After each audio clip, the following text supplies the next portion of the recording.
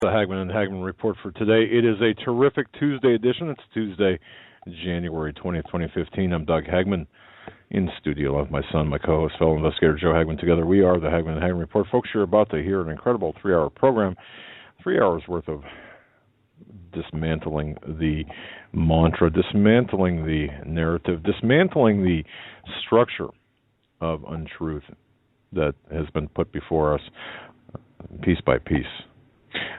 You're listening to the only show where the news is presented to you in 3D. We look beyond the headlines, the bylines. We look behind the headlines to bring you the news behind the news, what propels the headlines, what the headlines are made of. We broadcast live each and every weeknight from 8 to 11 p.m. Eastern. Our home base on the internet is hagmannandhagmann.com.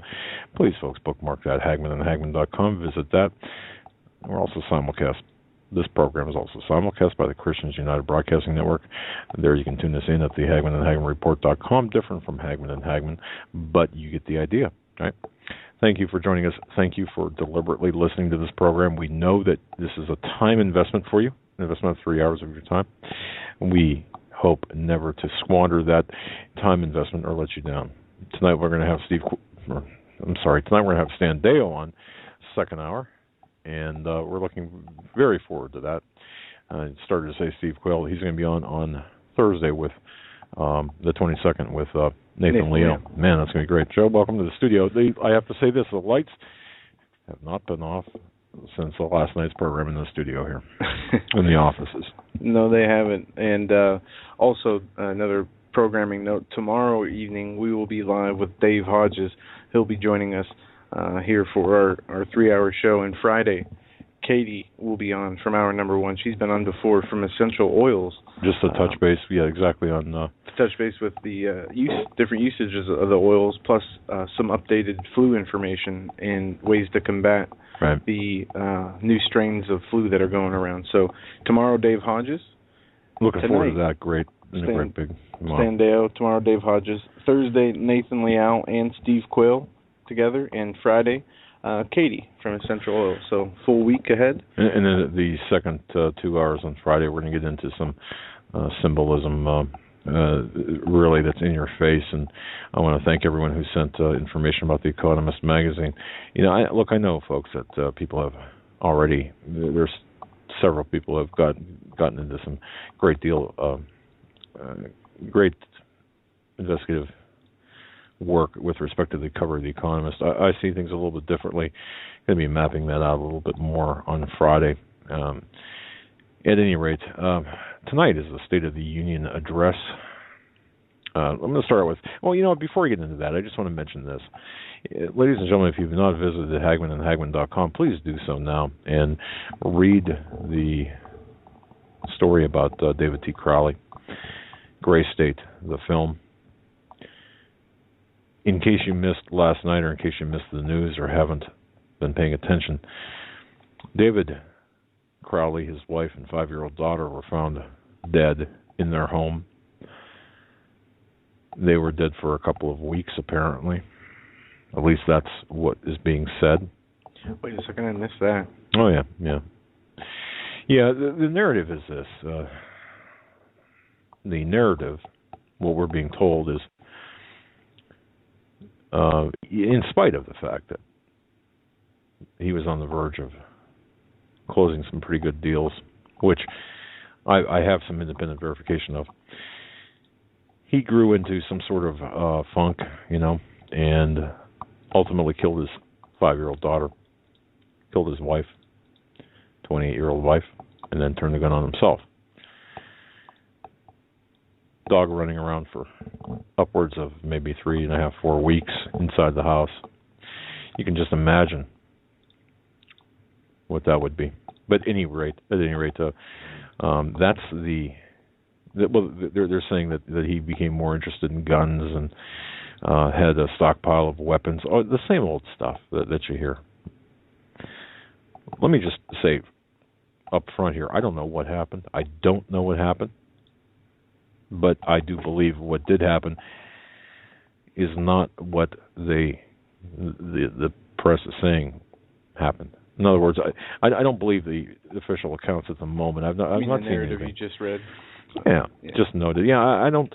There's something much deeper here than we're being told, and I feel like I'm qualified to say that based on the conversation I had with Mr. Crowley.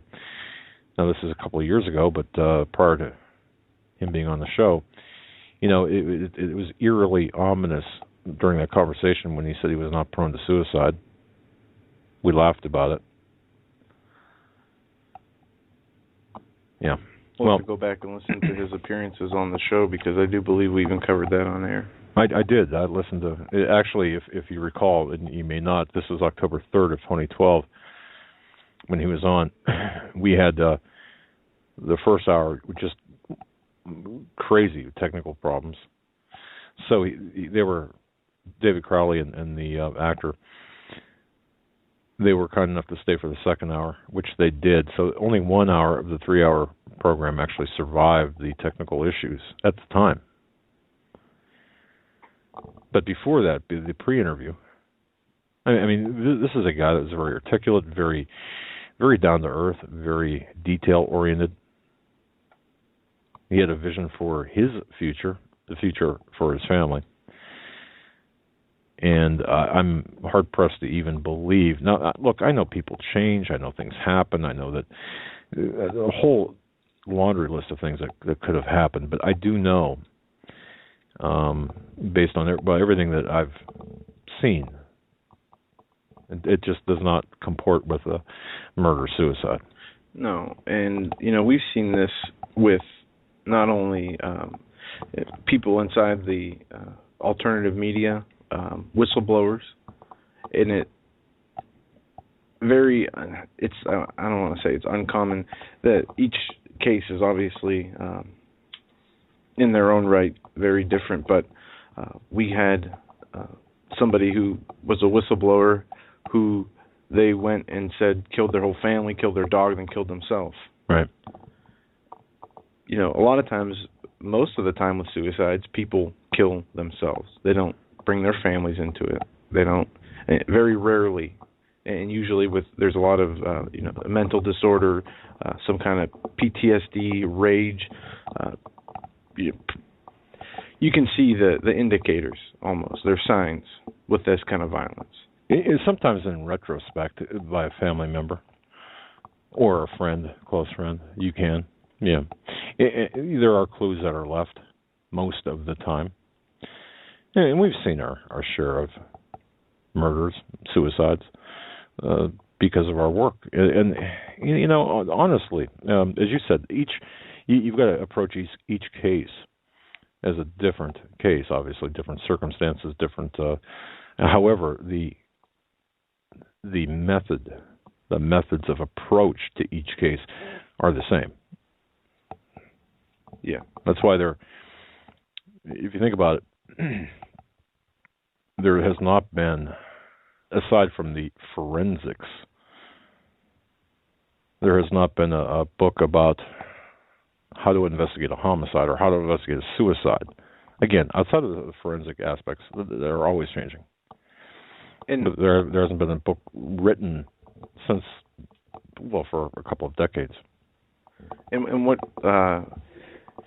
remedy is there for, or what recourse is there for public to take in matters like this, when we know that the judicial system and the authorities in many cases can be selectively enforced or implied or given, so many times in these cases we don't get all the facts. The police reports aren't made public. They're not complete. They're not accurate. Right.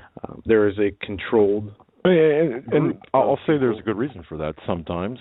Okay, I mean the privacy of the family is important. Or for example, if you don't have a right, and this is something we ran into as investigators. If you have we'll say a murder victim or a suicide victim, a lot of times those reports contain very private information. Now, I'm not saying that you should withhold information necessarily, but you should be very circumspect with respect to what information you release. If you are an agency that's charged to investigate the murder or suicide, Again, however, it depends upon the victim and their status within the community. For example, a murder or suicide of a high-ranking public official, does the information that would be released, does the public interest outweigh the privacy concerns of the family? You have to take that into account. Yeah, and it's from us speaking with him off air and on air, and it has been a while since the last time we spoke with him, but I'd just, if I had to make a guess, and this is obviously my opinion, not based on seeing any evidence or right. being close to this incident at all, it doesn't sound right. No. But is it possible? Yes. Will we ever find out the truth? I don't know in this earth. Look, Justice for David Crowley. It's a website it's a Facebook page. It's linked off of HagmannHagmann.com in the article. Also, if you want to make any comments or join the discussion at CanadaFreePress.com, you can via the article at HagmannHagmann.com. But I was very disturbed by this, and I spent the majority of the night in the office here last night. My goodness, Steve Quayle called me, I think at 3:30 his time, a.m., and I'm going to tell you, the fight is ramping up. It's ramping up. And if I can, with respect to that, and then we're going to get into what's not going to be said in the State of the Union address, but if I can just address the ramping up of the fight. Folks, it gets tiring, and I was talking to Steve Quayle today about this as well. It gets tiring when you attempt to do, and we were talking about this, Joe. It gets tiring when you attempt to do with honesty, do with integrity, do with transparency. Bring the truth to people, or at least everything that we've been able to uncover as the truth, and then have people just really make it their life's mission to rip that down. Now, I'm not whining or complaining. I'm just amazed that Steve Quayle had lasted so long in that environment, and I admire him for that. I never understood. That's one thing I never understood when he would come on the air early on. Man, he would get angry. I thought, wow, man, Steve, what's up? And he said, you're not getting it. I mean, these people are just out to rip everything good, everything we've established down. And I thought that was hyperbole for a little bit until I see it myself. Yeah, and it's rough. But you had asked a question, kind of a litmus test question earlier today, Joe, and I think it's pretty profound. You said, have we ever... Well, why don't you ask that question?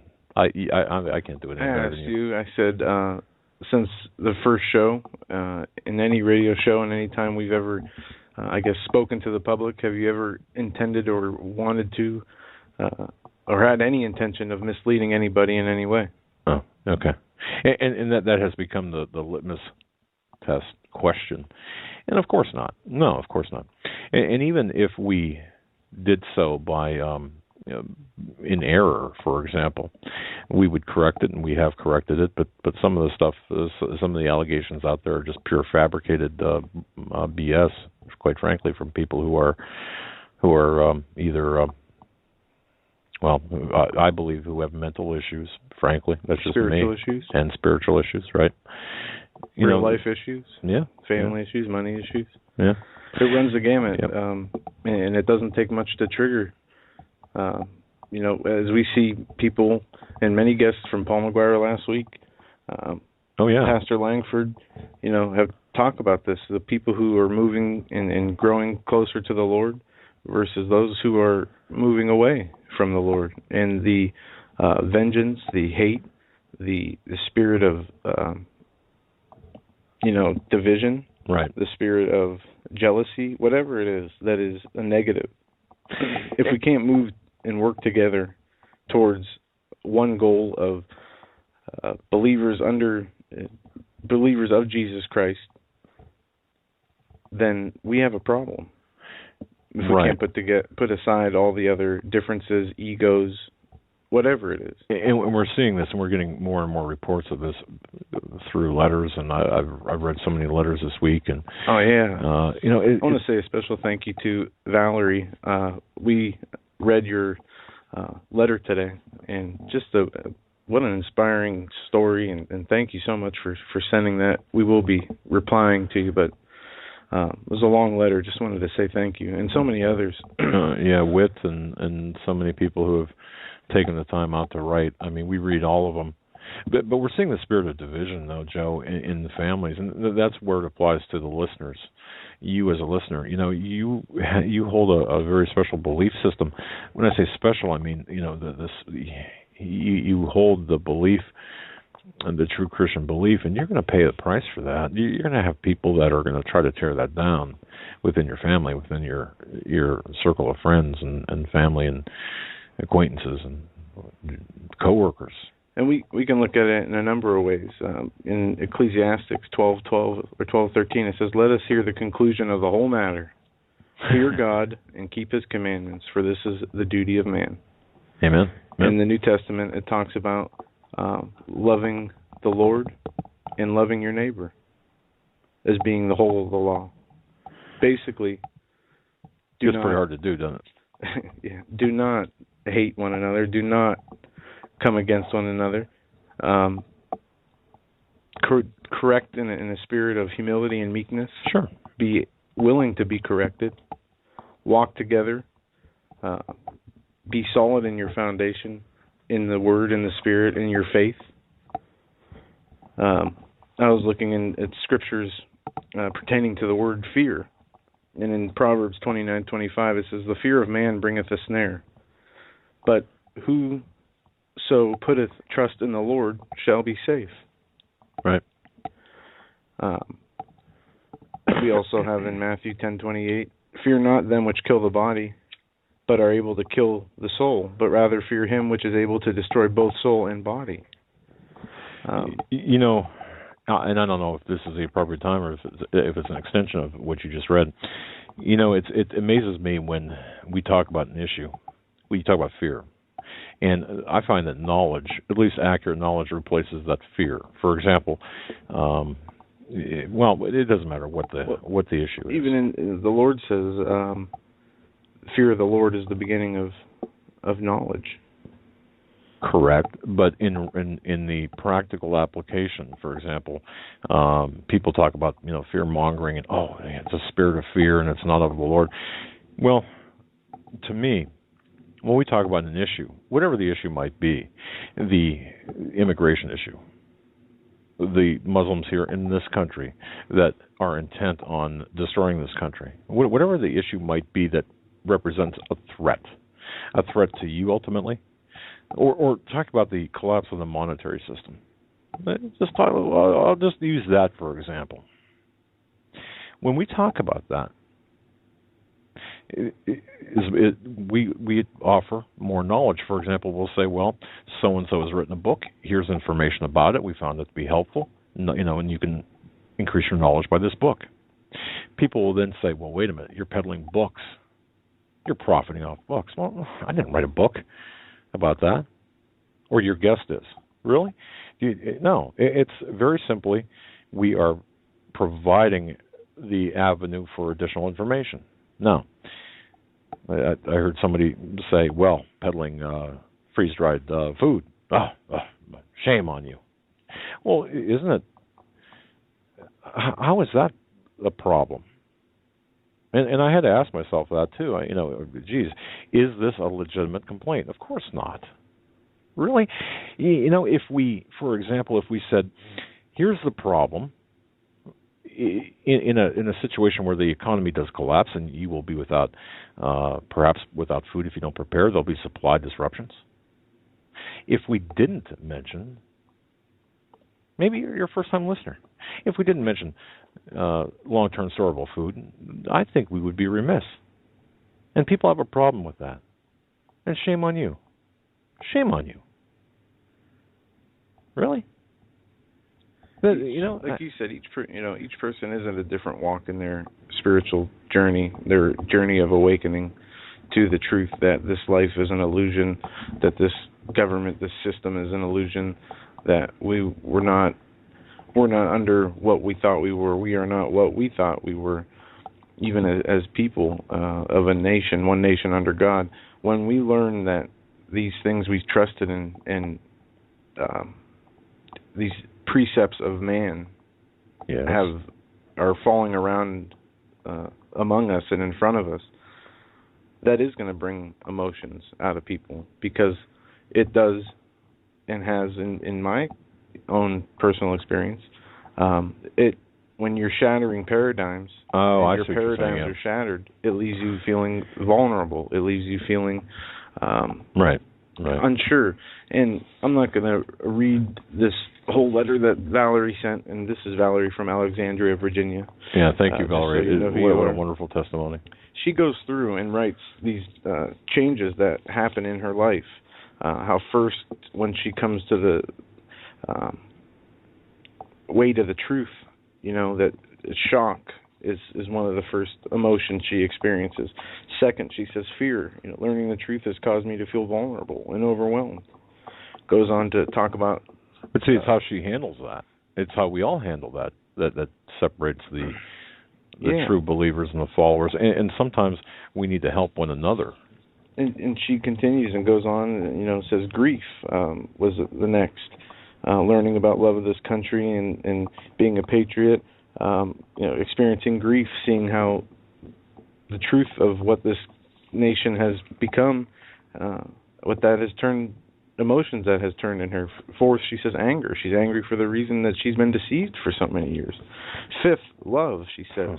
But in between these emotions are pages of her life story and her learning experiences and what she's went through, and how through these experiences, good and bad, up and down, her faith has been stronger. You can almost feel like of a true Christian, exactly, of a true believer. Yeah, and the way she wrote that letter, it's you can almost see, feel, detect her growth. And it's a wonderful letter, and thank you so much for that. And we received so many wonderful letters. Like I said, we learned so much from the information that's sent to us.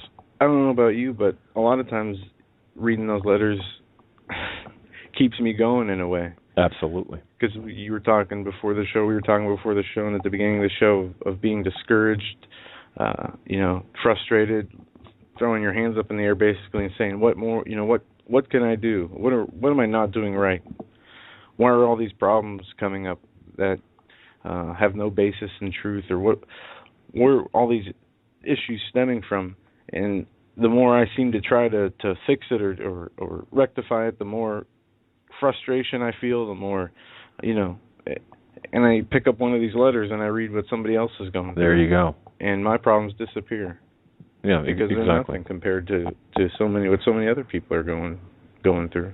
That and the very kind words that people say in the letters to us, and say, don't even waste your time on those people. Don't get discouraged, and you just have no idea whether it's an email or a letter like that what it does.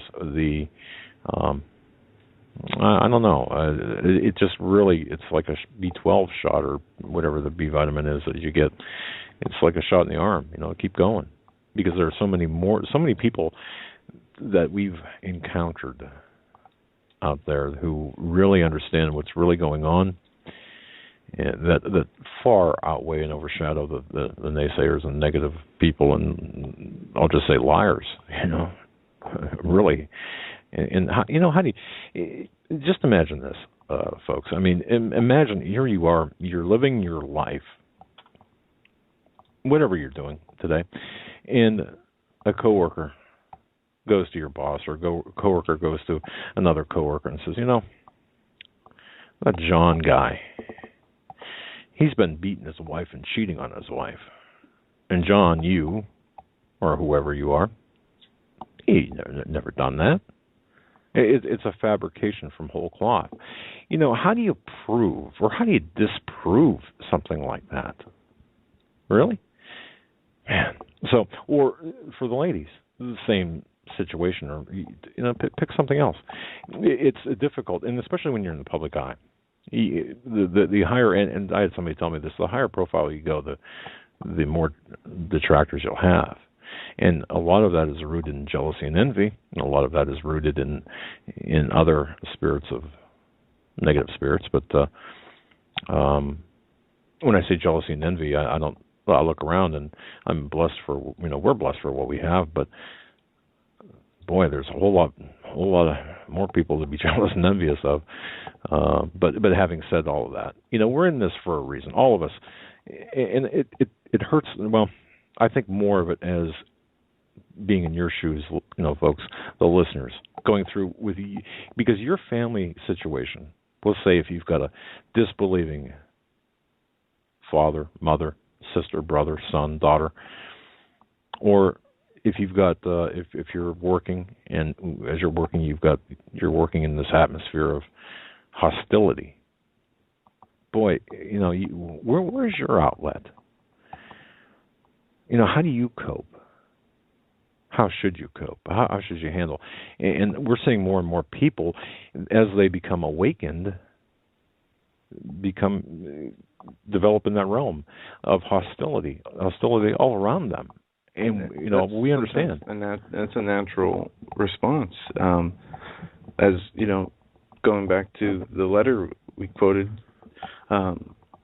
this lady Valerie goes through these different emotions she feels, right, and the way that affected her situation in her employment and her situation at home.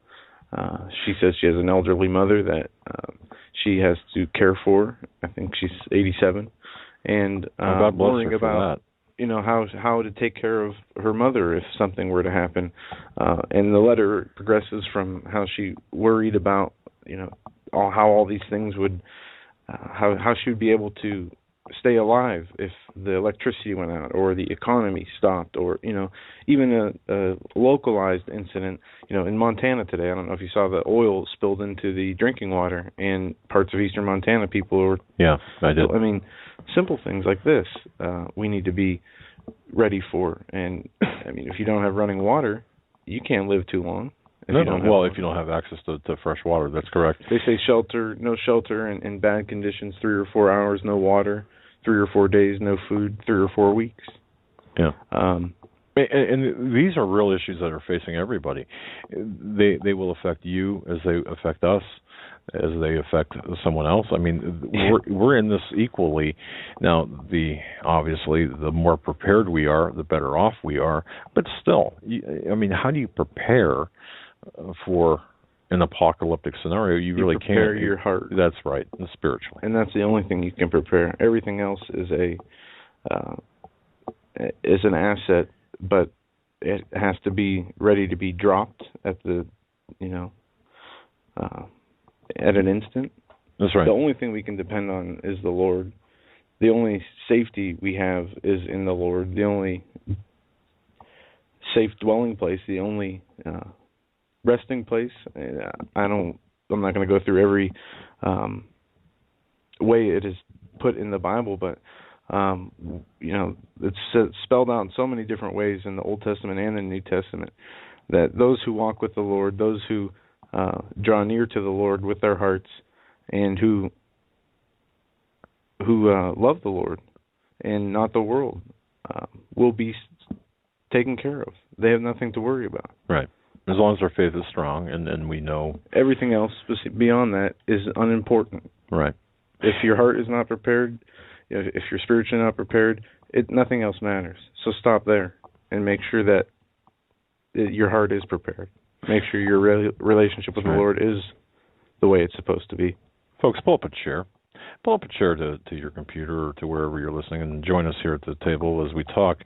Just talk as we talk about some issues that we're faced with, and obviously I'm sure you're faced with, judging by the mail and emails that we get. Things that normally are not talked about because we're busy talking about other things. When you talk about how personal it is to you, then you've got a story. Then you've got something that you can actually relate to. This is just as important as anything else. If we talk about the economy or anything, I mean, we need to be prepared, and we need to be prepared spiritually, absolutely first. But we also need to help one another as we can. And boy, if there's, I would just wish we could help every single person out there that has come to us and said, I feel so alone. I wish that we could actually go to their homes and do a remote from their homes, But the best we can do is just to ask you to pull up and hang with us. And John from Pasadena, we apologize we didn't get back to you today. We will get back to you tomorrow. But John has set up a system that is a volunteer type thing that's going to hopefully be a great tool to help people who are lonely. And we'll talk more about that later with John. As it is a way to kind of meet like-minded people, or nothing invasive, of course.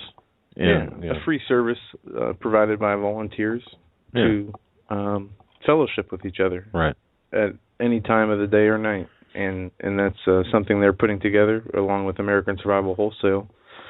And we will be honored to be able to roll out and be a part of. Sounds good. It's anything that we can do to help. I have such a very strong feeling because, when you're alone or when you're lonely, it doesn't matter. You could be surrounded by 100 people and still feel lonely, can't you? I mean, I've been there. We've all been there at some point.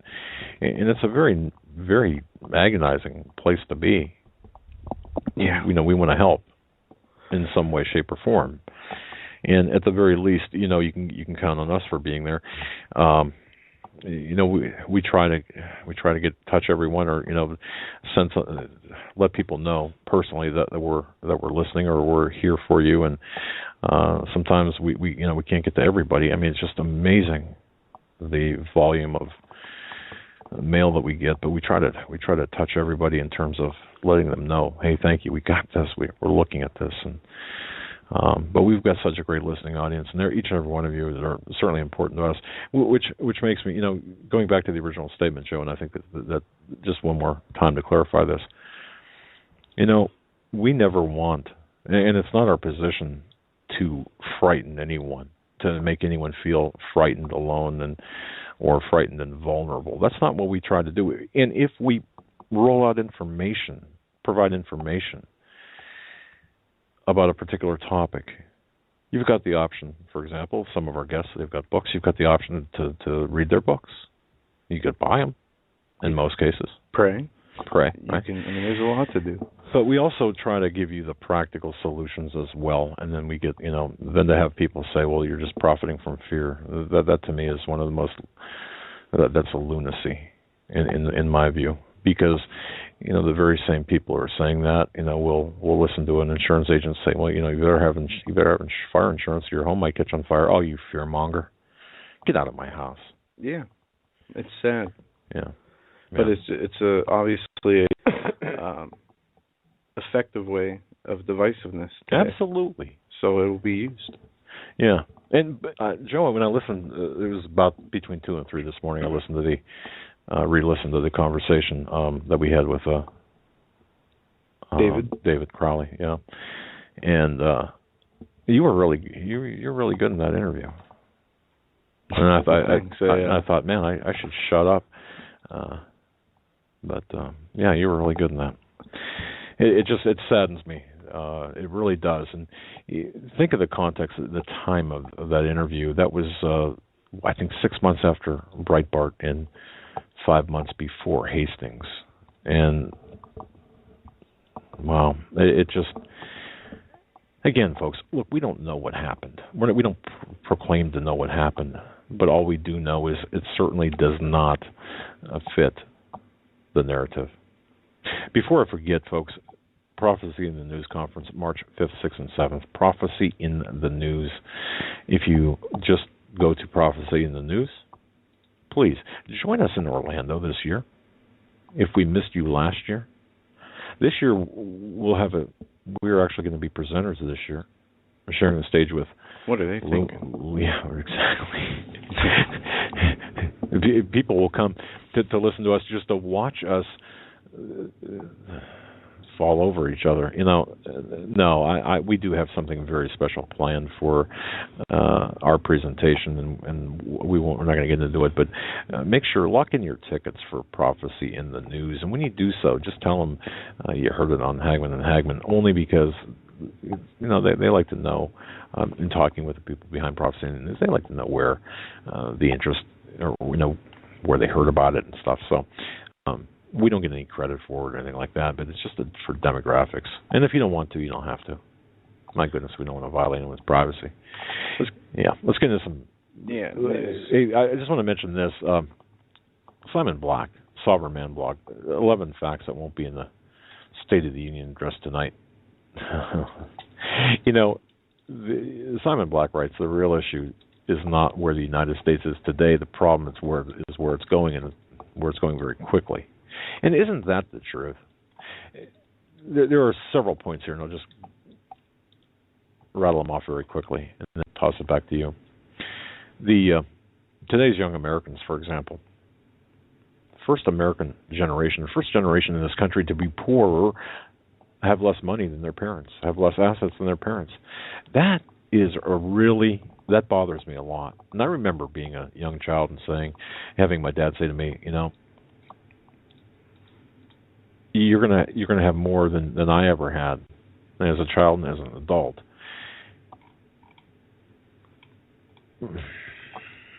Having that taken from us, our children, the raping and pillaging of our children. How can we do that with a conscience, with a clean conscience? We can't.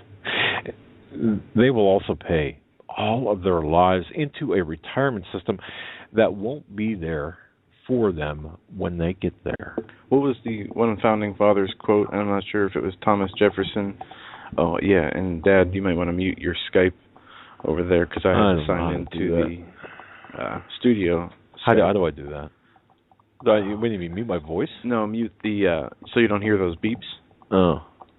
I can walk you through the process here in a minute. Okay, I think I did it. I can do it. Mute the computer sounds, you mean? No, that's fine, I got it. Okay. But this headline from, I don't know if you saw this, from the Daily Mail about Iran. There's a few stories about Iran today. One, Iran and Russia joined into a military pact together. Oh, wait a second. Are we done with the 11 economic issues? Oh, no, go ahead. I'm sorry. That noise knocked me off. All right. Young Americans indebt themselves more than anyone else on the planet to attend university, attend schools, requiring them to spend a large part of their careers paying off debt. This is true. If you have a child or if you know of a child, or I say child, a young person who's attended college and university and have student loan debts, my goodness, it's crazy. The amount of money it's just crazy. And then I'm just going to quickly go through the rest here. Americans of all ages are earning less than they did 20 years ago, when the numbers are adjusted for inflation. And you'll see people come out and say, oh, people are just making more today than ever before. In some cases, that's true, but when you adjust for inflation, across the board, it's not. And I should add that people are paying more in taxes today than ever before. The U.S. taxation is increasing. It's an increasing burden, not just in quantity, but in complexity. If you haven't done your taxes for 2014, or if you're in the process of doing your taxes for 2014, we have a tax preparer that we go to because of our business, and our tax reports are, 30-some, 40-some pages long, only because, and most of those pages are zeros. Most of those pages are just the reiteration of numbers to comply with the tax law. And I look at them, I think, my goodness, what a waste of time and effort. But the tax laws are so complex, and the tax forms are complex. And according to the IRS itself, tax requirements have become so confusing, and the compliance burden so great, that the taxpayers are giving up their citizenship in record numbers. Think about that.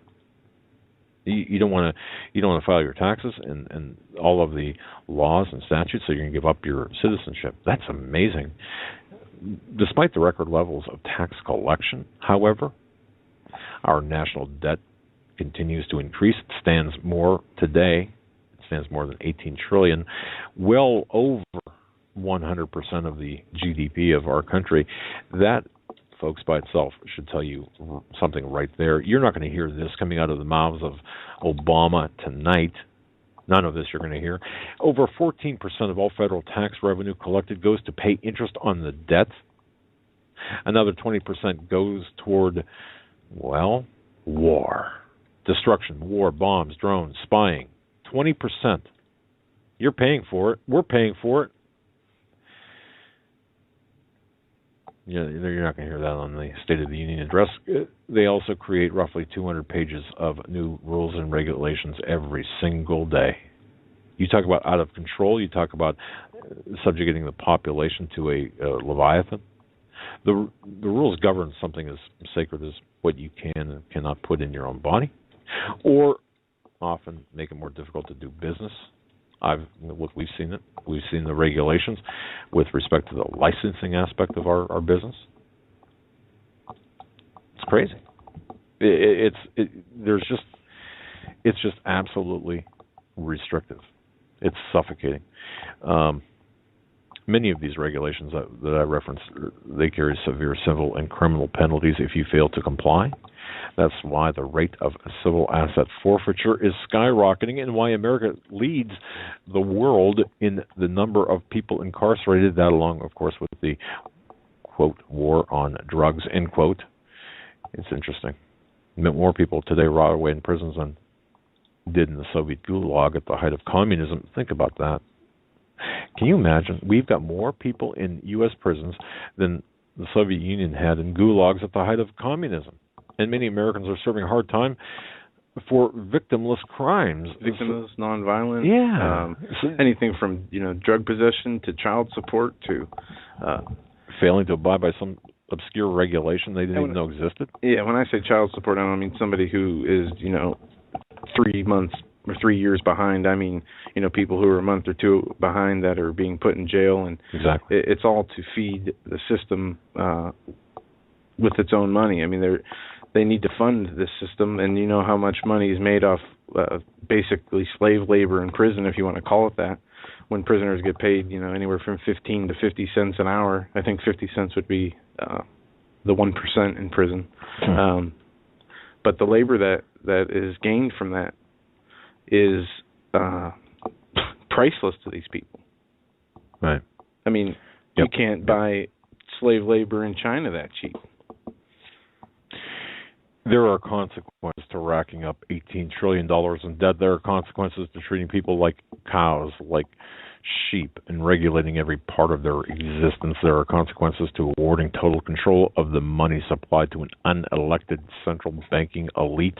I would hope, and I really would hope that the consequences to this global central banking elite, the elitists, the power brokers, would be a lamppost and a rope. How does that sound? The primary consequence, however, is this: despite the enviable number of, Starbucks locations, iPads per capita, Americans are working harder to make ends meet. They're far less free than they used to be. That's not progress. That's the opposite of progress. That's not even scratching the surface. Government debt, of course, grows every year, far outpacing GDP. And thanks to this debt, plus all of the wars, plus the foreign banks, the central banks, the excessive money printing, the spying, America is losing rapidly its goodwill across the globe. And I would contend, ladies and gentlemen, we are being made the pariah of the world for a reason. They've got to take our country down. They've got to take our country down. They must take our country down in order to implement the New World Order status or the New World Order agenda. We cannot fix the bankrupt government. There's just no way that this can be fixed. What we can do is make a decision and make plans to reduce our exposure to this failed system. Now, I go back to the article by Simon Black. He writes, and I'll end with this. It's standing in the street with signs and leaflets trying to raise awareness is a noble endeavor, to be sure, but it's not going to change the system. It won't make you more free. And going to the voting booth is what we're programmed to do, obviously, but casting your ballot is not going to safeguard what you've worked your entire life to build. And there are steps you can take to protect yourself, of course. He gives one example here. You can move your savings to a highly illiquid domestic bank from a highly illiquid domestic bank to a new bank, perhaps offshore, or one that is much safer. You can begin using international structures to protect your assets. I don't know what he means by that. Probably because I don't have any international assets to protect necessarily. Like most of you, don't you find? I mean, most of us, we have very little in terms of liquidity or hard assets, or what we do. It's they're either tied up or we've already taken steps for that. But for the average person, for the average person, the State of the Union address is nothing more than a veiled smoke and mirrors type of wink and nod to maybe the globalists and the people in power. And, of course, this is, to me, nothing more than blatant entertainment. Now, Alex Jones is going to have... Yeah, it's theater. Alex Jones is going to be live and taking, going through the State of the Union address and, point by point. And I think he does that every year, or has... I think you mentioned he started last year or a couple of years ago. If I remember right, yeah, he's done this a few years running. And that's good. I mean, did you see the list of things that won't be mentioned at the State of the Union tonight? Well, yeah. I know you touched on it. The economy only. I'm not sure exactly what Islamic extremism. Oh yeah, exactly. Mentioned. You're not going to hear. I heard you will hear a lot about paying fair share. That fairness. And this is from me skimming through, listening to Fox News in the background while working today. They said that ISIS and what happened in Yemen, rebels in Yemen have taken over the presidential or the U.S. government's implemented leader and have taken over their presidential palace there.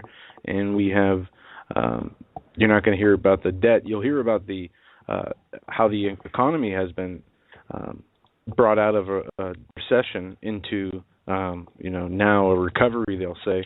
But, one headline on Drudge here sums it up: 7.5 trillion added in debt since Barack Obama took office. But you will not hear this on the State of the Union. You will hear how the economy has been stabilized and it is now helping and growing, and jobs are going to be increasing. It's all, like we said, as you said, it's all hogwash. It's all theater. It's all lies. It's all being put out there to make the rest of the Americans who still have their head in the sand feel good, like the government still does things on their behalf. Yeah. Well, one of the things, ladies and gentlemen, that I'm just absolutely incensed over, Obama had the unmitigated gall to invite to be his guest of honor at the State of the Union an illegal alien. So you're going to have Ana Zamora, who came to the United States illegally, is among 22 people selected to sit with Michelle Obama at tonight's State of the Union address. So if I'm getting this correct, Ana Zamora is in this country illegally. She's actually an illegal alien. Therefore, she's committed a felony or is wanted.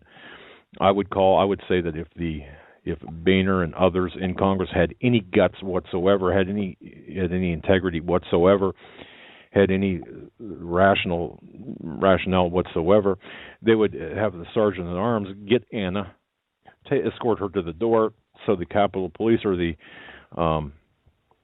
federal authorities, federal agents could take her and summarily dispatch her from this country, not make her a hero.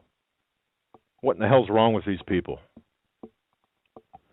Seriously, are you telling me in our Congress, in our congressional building, that we are going to have an illegal alien sitting with Michelle Obama. Arrest her for being complicit.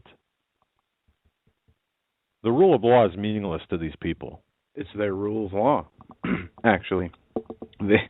And this is where we won't go too far down this road, but when the rule of law as we know it and the rule of law as they know it are two different things.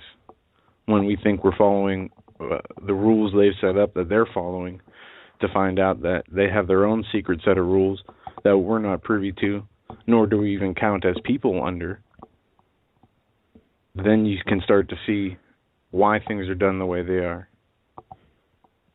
and how we are being dismantled from the inside out, how we have been dismantled from the inside out.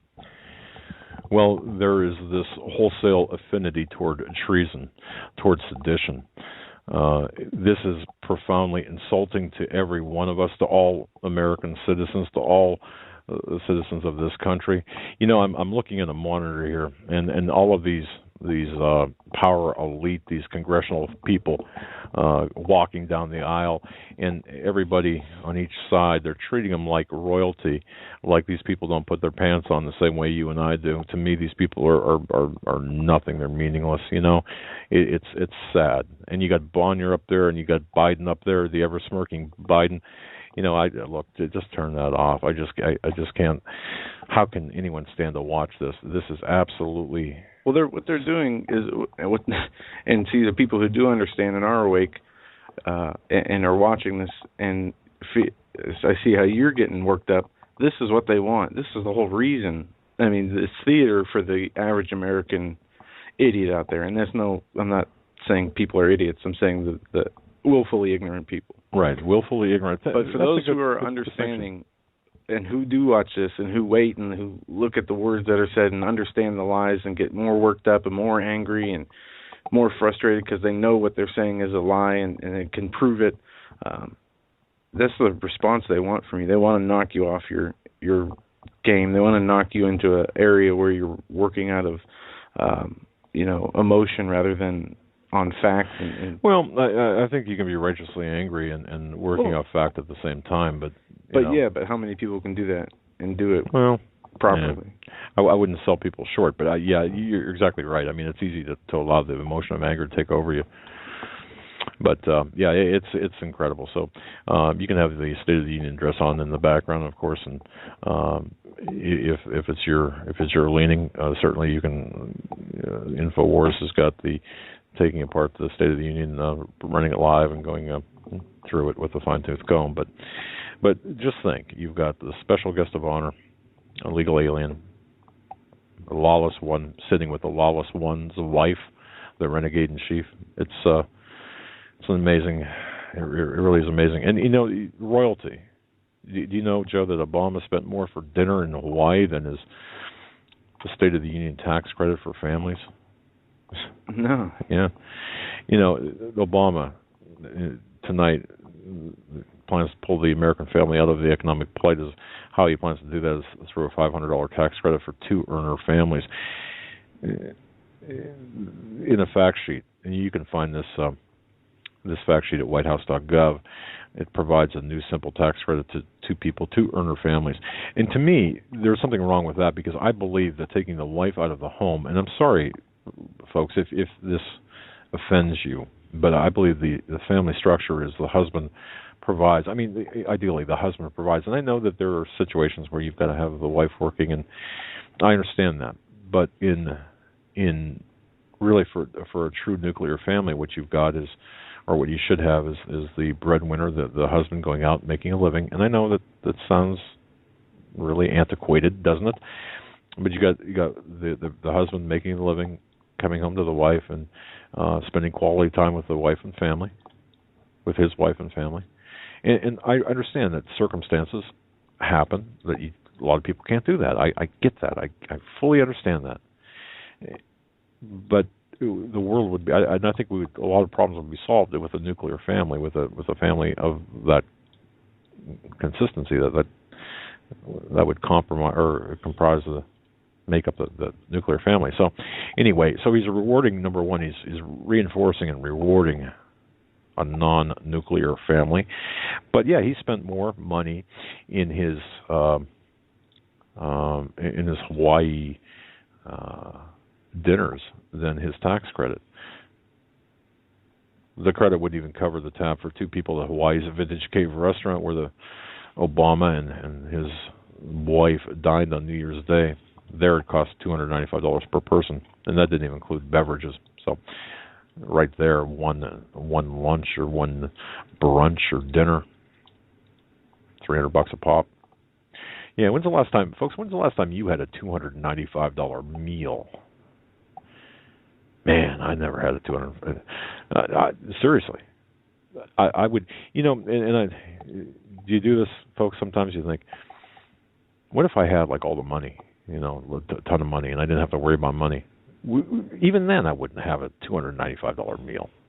I just couldn't do that. That $295 meal better come with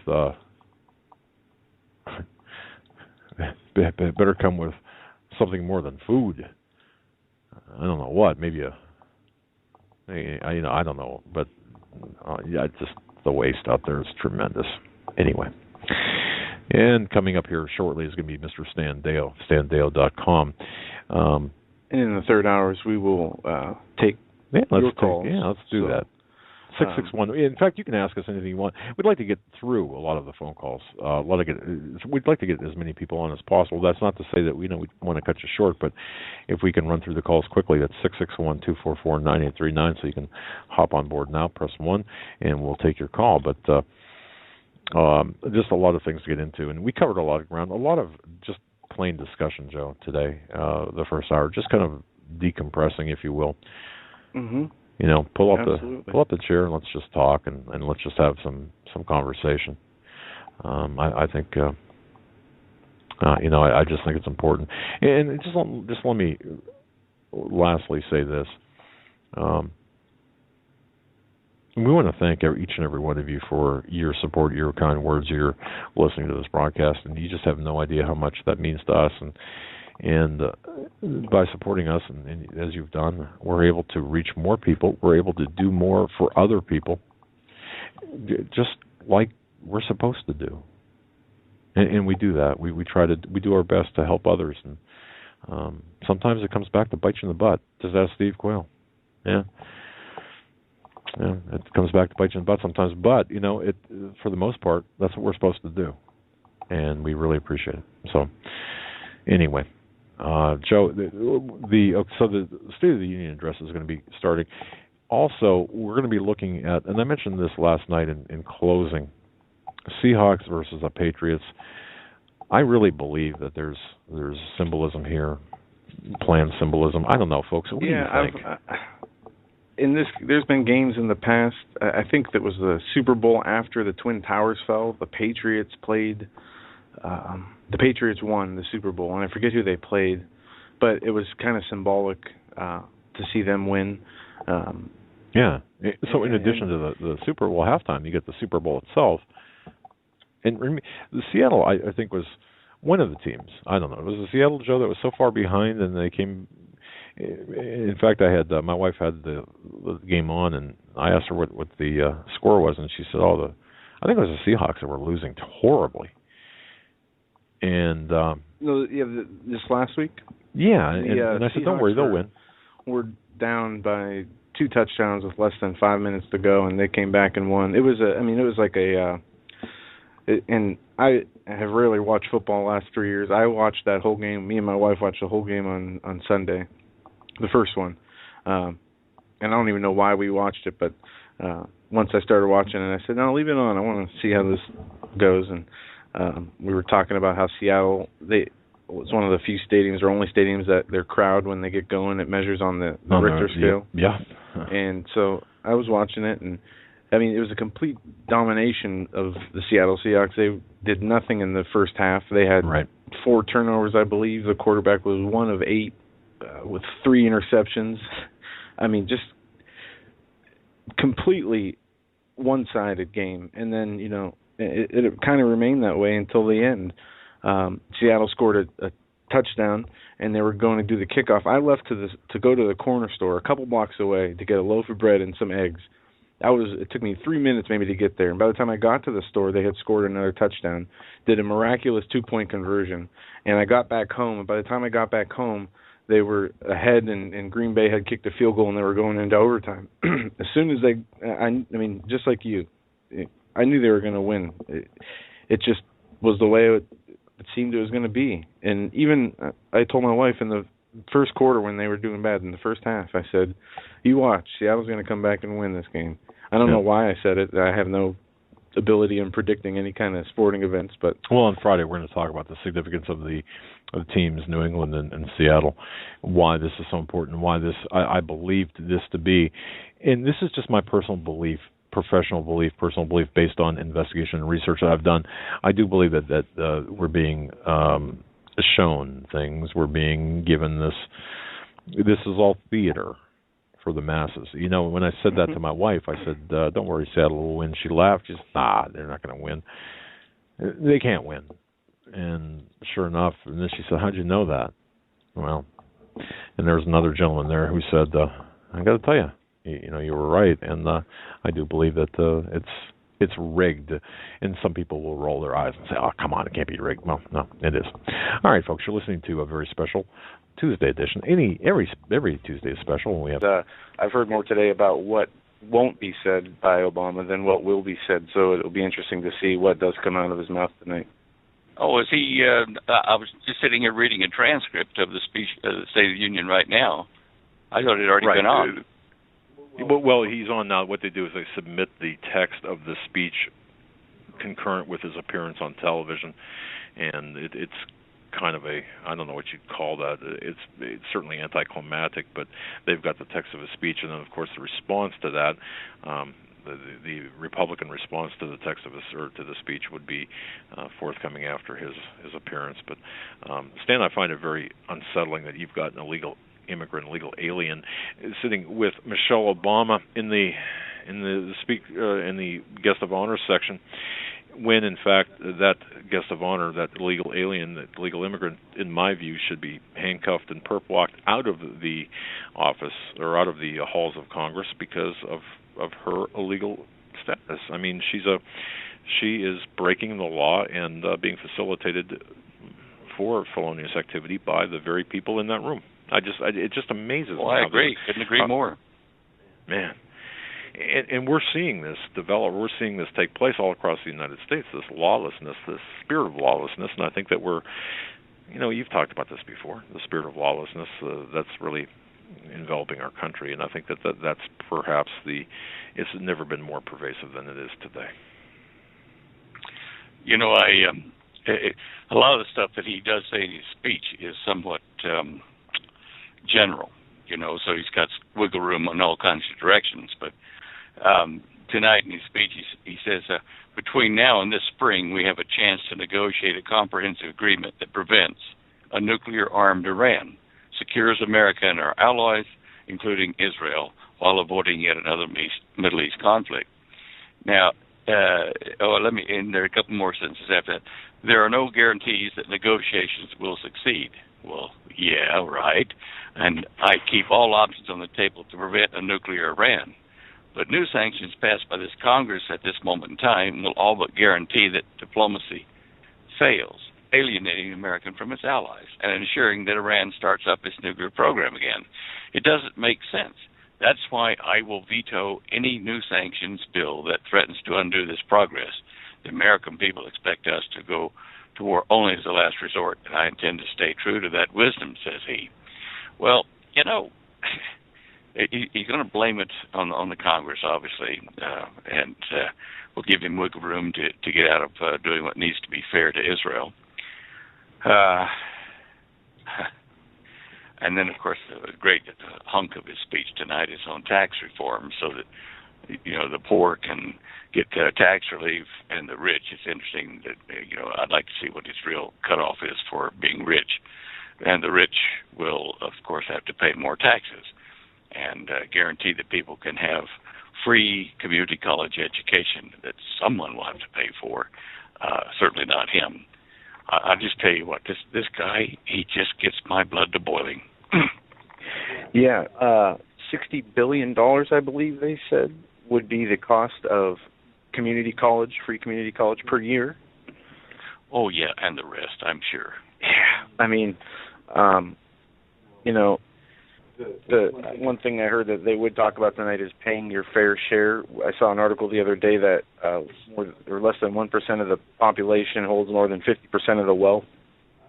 We obviously know that they're not going after those who are not paying their fair share. They're continuing to dismantle the middle class. And you just mentioned, Stan, the tax reforms that they're going to be talking about are obviously all bogus. The only thing that they're doing is stealing from the people who are a little bit more well-off than those of the lower class, even though they're all working just as hard. And their redistribution of wealth is just socialism/communism.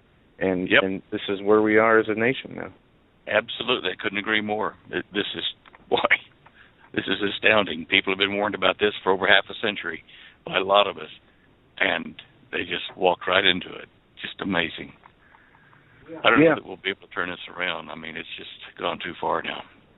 No, I agree. And through the incrementalism, through subtlety, they've been able to lull us and rock us right to sleep. And through doing so, we've been subjected to different policies, whether monetary policy or foreign military policy that is against the best interests of the people of the United States. And they've been doing so, working under those with that agenda for the last 100 years plus. So we're behind the 8 ball in many more ways than one. Oh, yeah. It's been such a broad, sweeping plan to attack America from within and to, convert it from a free democratic republic to, a feudal state with, a dictator at the top of it. And certainly I think we're there. And he's a de facto dictator ruling by EO.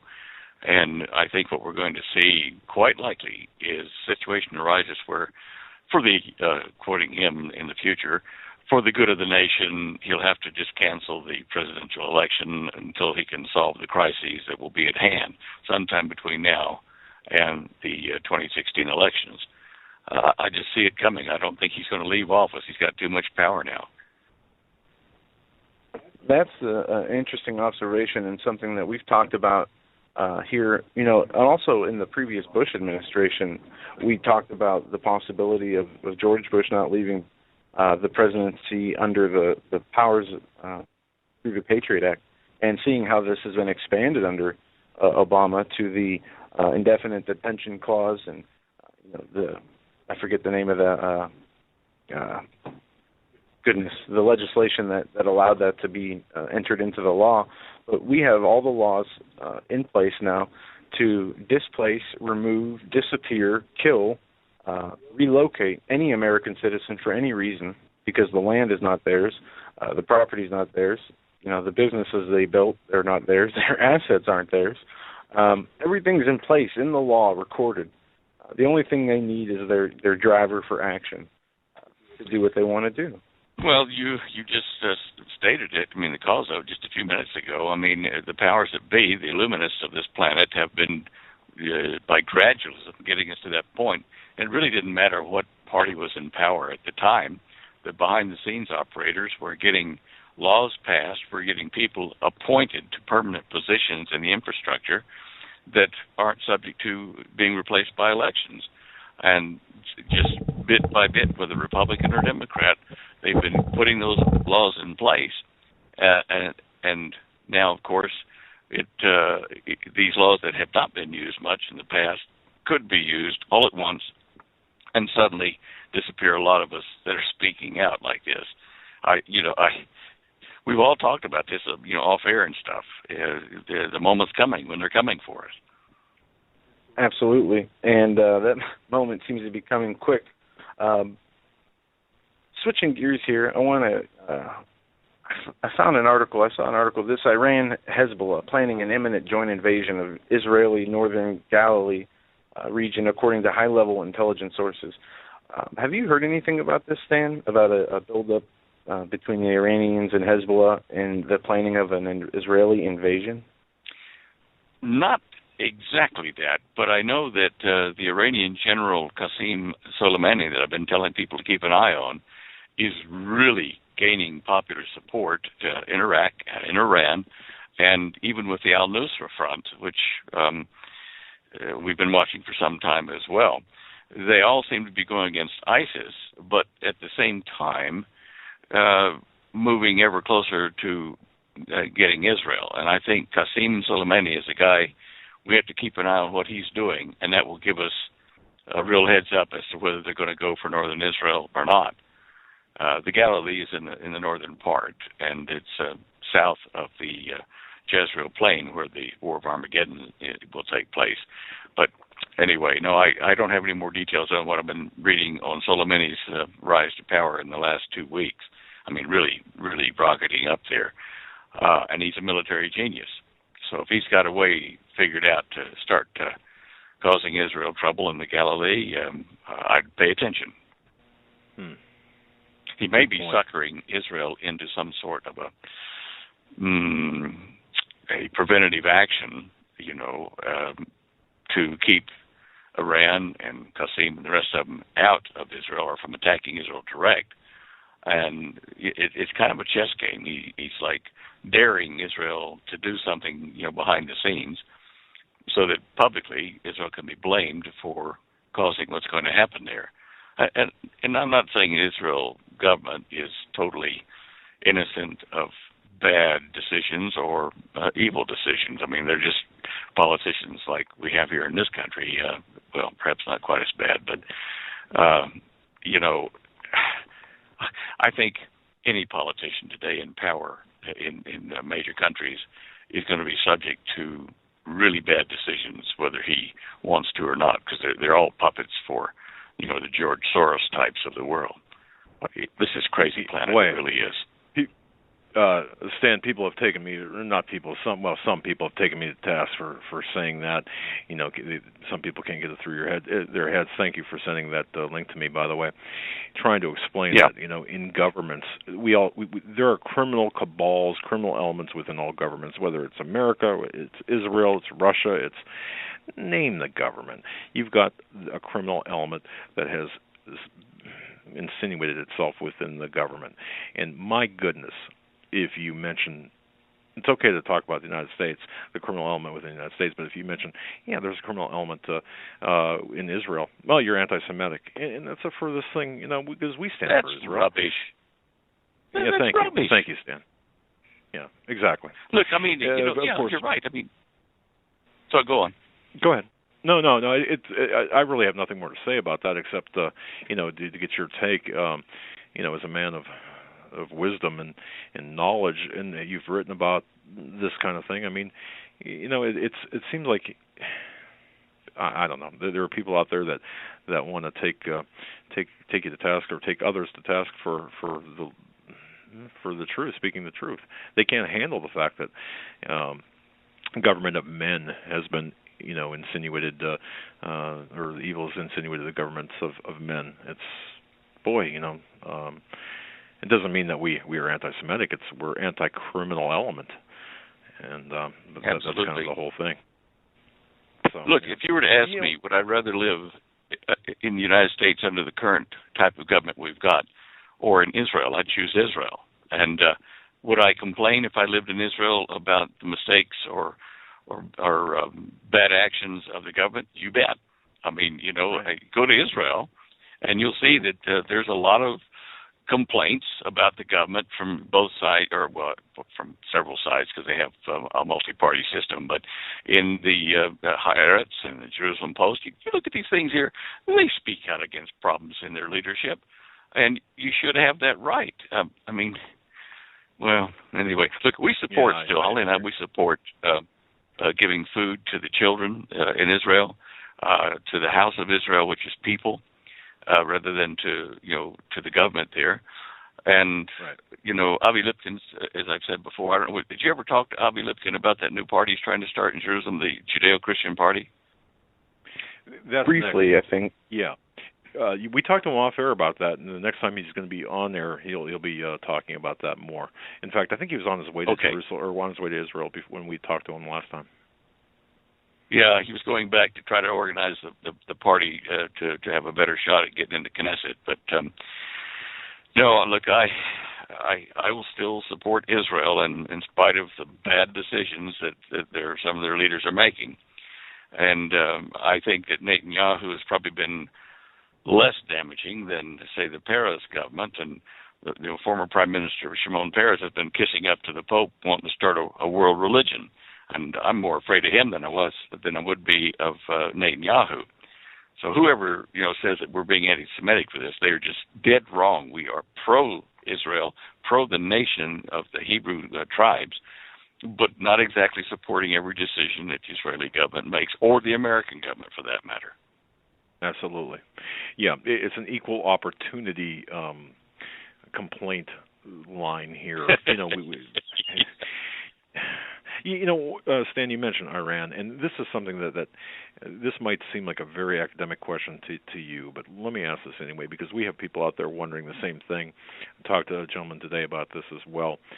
Why are we at this point in time? Why didn't we do something a decade ago, for example, when we had the opportunity, a better opportunity, to stop the nuclear proliferation of Iran? Why did we allow it to just go on and go on and go on to the point now where it's any type of action, it would seem, would be a causative action for a world war?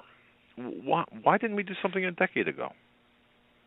Well, because we aren't in charge. And if you've read, the communist theory, how you have a thesis you put forward to the people of the world, and then you have the antithesis to that. So you have pro and con of a certain position or positions on the planet for political decisions, religious or whatever, and you drive them to such disparity that they are forced into a war. And the powers that be have people in their pay, in their control, that will be on both sides of the thesis-antithesis conflict. And so no matter who wins, they'll end up with a consolidation of these two opposing theologies or political theories or whatever. Now, they've been doing this over the ages, in the last 150, 200 years, since Adam Weishaupt's day. And they've now kind of polarized the world into the East and West concept, to capitalism, versus socialism or communism. And they want this last great conflict to unite the whole planet under the control of one of the ideologies. So that's why they have let it go this way, because they wanted to drive us to a point of conflict where there's no way out of it. You will have conflict no matter what you do now. So I think that's why it's been stalled. Not for good common sense to let us have our nation states as they are and to stop, the spread of nuclear war or your nuclear weapons development, that kind of stuff. That could have been done, but it was not done, I'm pretty sure, to drive us to this moment for the threat, to start with, of global World War III, to force people into listening to the proposal for a one-world government. Now, there may be some conflict start. Certainly bombs, both sides of Israel and Iran may occur, and that will blame Israel for, the problem that causes the war. And I'm sure the globalists are planning that when it's over, that Israel as a nation will be under their control completely, and there won't be anybody to oppose that position. And the true house of Israel, the tribes that are living there, the 12 or 13 tribes, they will can then be imprisoned, killed, or persecuted from the New World Government, one way or another. And we see that in the book of the Revelation and the book of Daniel. So I think we're there, and this is why they have allowed this Iranian situation to grow and grow and grow. That's just my opinion, but based on historical references, that's what I see.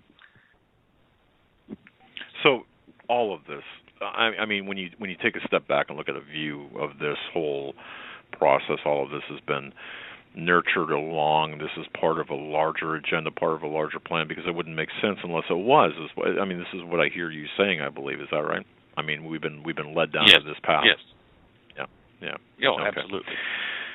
Well, that here in this country, a Republican and a Democrat, there's very little difference in the results that we get, no matter which party controls the Senate or the House. It's just the speed at which things happen. Well, it's the right-left paradigm that really doesn't exist, hasn't existed in this country for some time. It's the one party versus all the rest of us, and of course, as George Carlin used to say, and although not without some colorful language, but as he used to say, there's one big party, and we're not invited, we're not part of that. It's one big club, and we're not part of that club, a party in which we're not invited to. Yeah, I get this. But you know what, Stan? How do you, at this point, and I know these are just intellectual questions here, or fodder for intellectual discussion, but how do you fight this? I mean, at this point in time, with Obama standing up as we speak right now behind the podium, this guy hasn't even been vetted. He's really his background is non-existent or murky at best. Talking to all of America with a smirking Biden and a frowning Bonnier in the background. How do you fight this? What do we do? Well, education of people who vote is one thing, but I think we're past that being an effective deterrent or method of changing what's happening. The only thing that I can see happening out of this, which I'm not supporting, but that's what's going to probably happen, is open rebellion against the government here.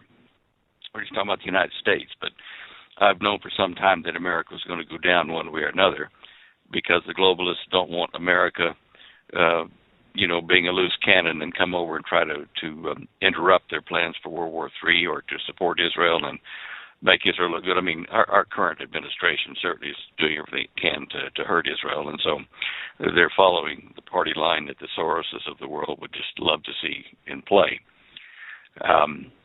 I just don't see a way for us to stop it by ourselves. The good Lord has told us this day was coming, and a strong, firm belief and dependence upon Jesus Christ is, in my opinion, our option now. We might have been able to change this 50, 60 years ago if people had waked up and the churches hadn't gone to sleep, but they have.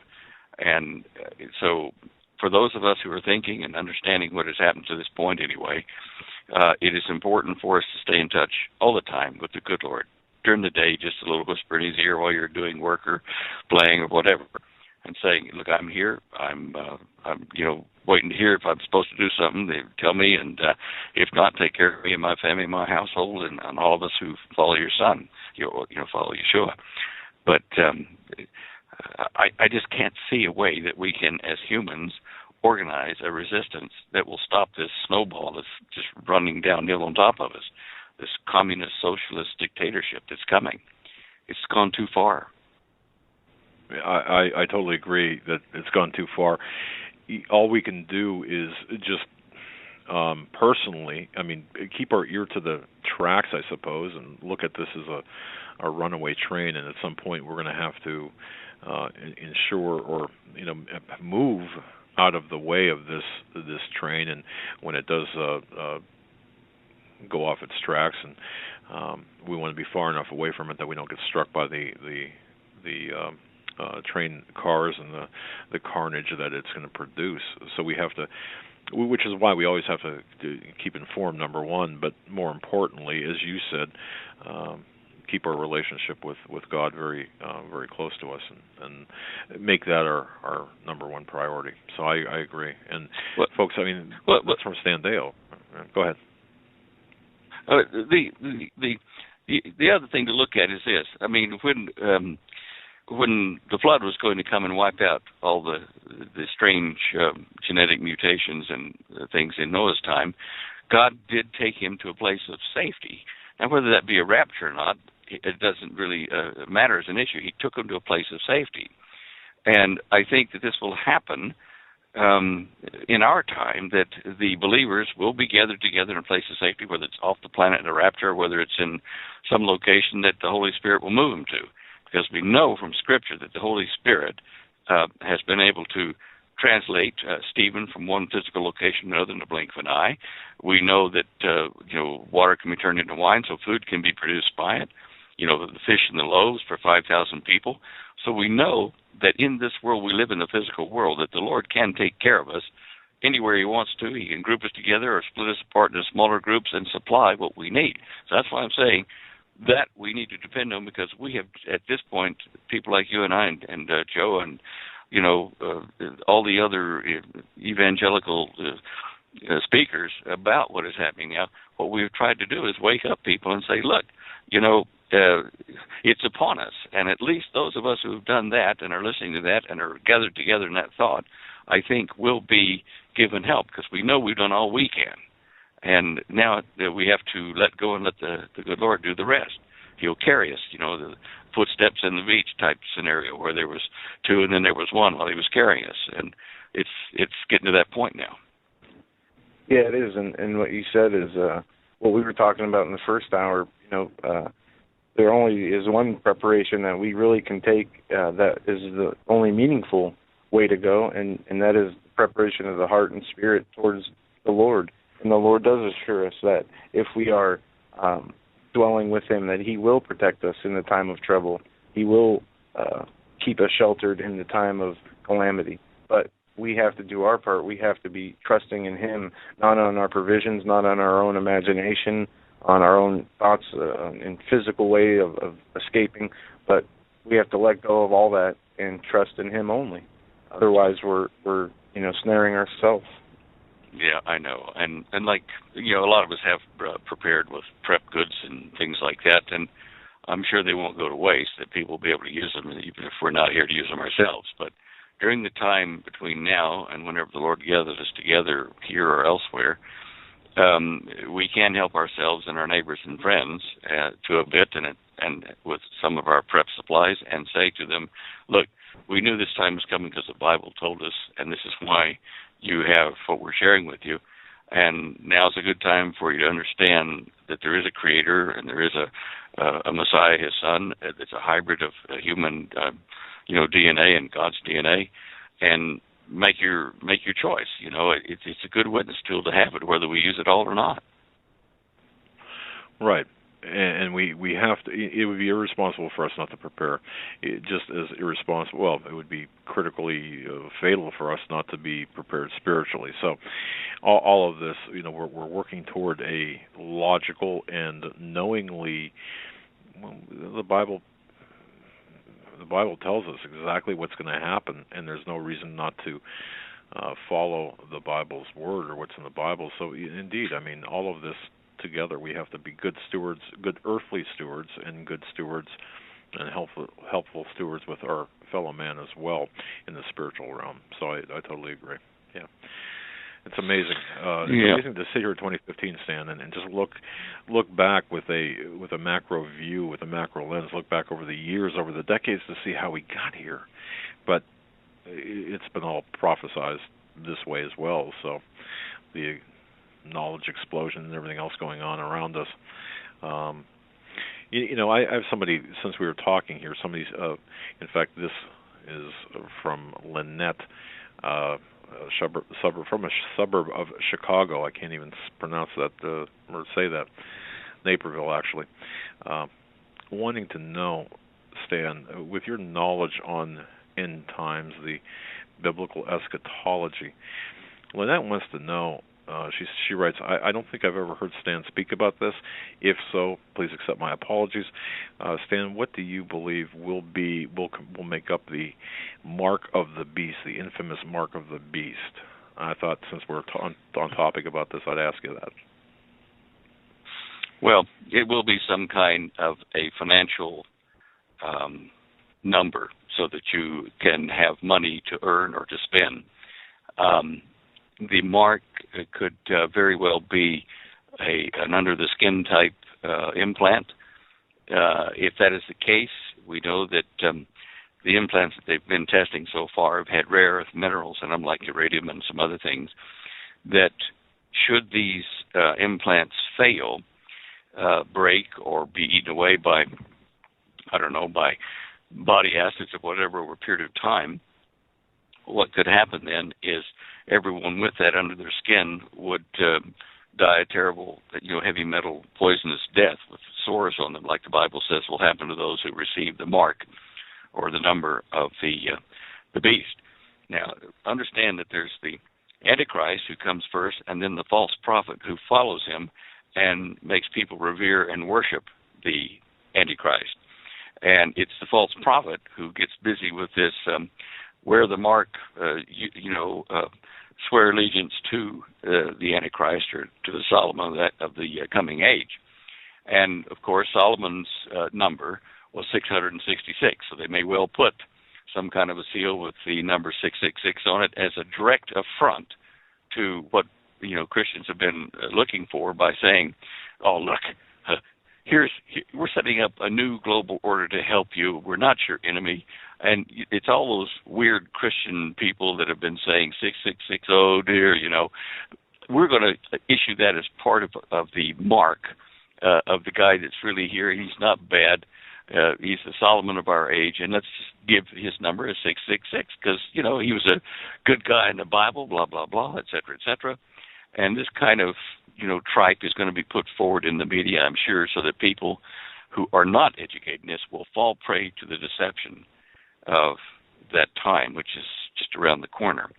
So yes, I think that number, or that mark and/or number, will be some sort of a mark put on the body and probably into the skin and under it, which will cause eventually the person that accepts that marking or that tattoo or that subcutaneous pill or whatever they put in, that person will eventually be killed by the effects of the rare earth metals or various other things that are in those chips.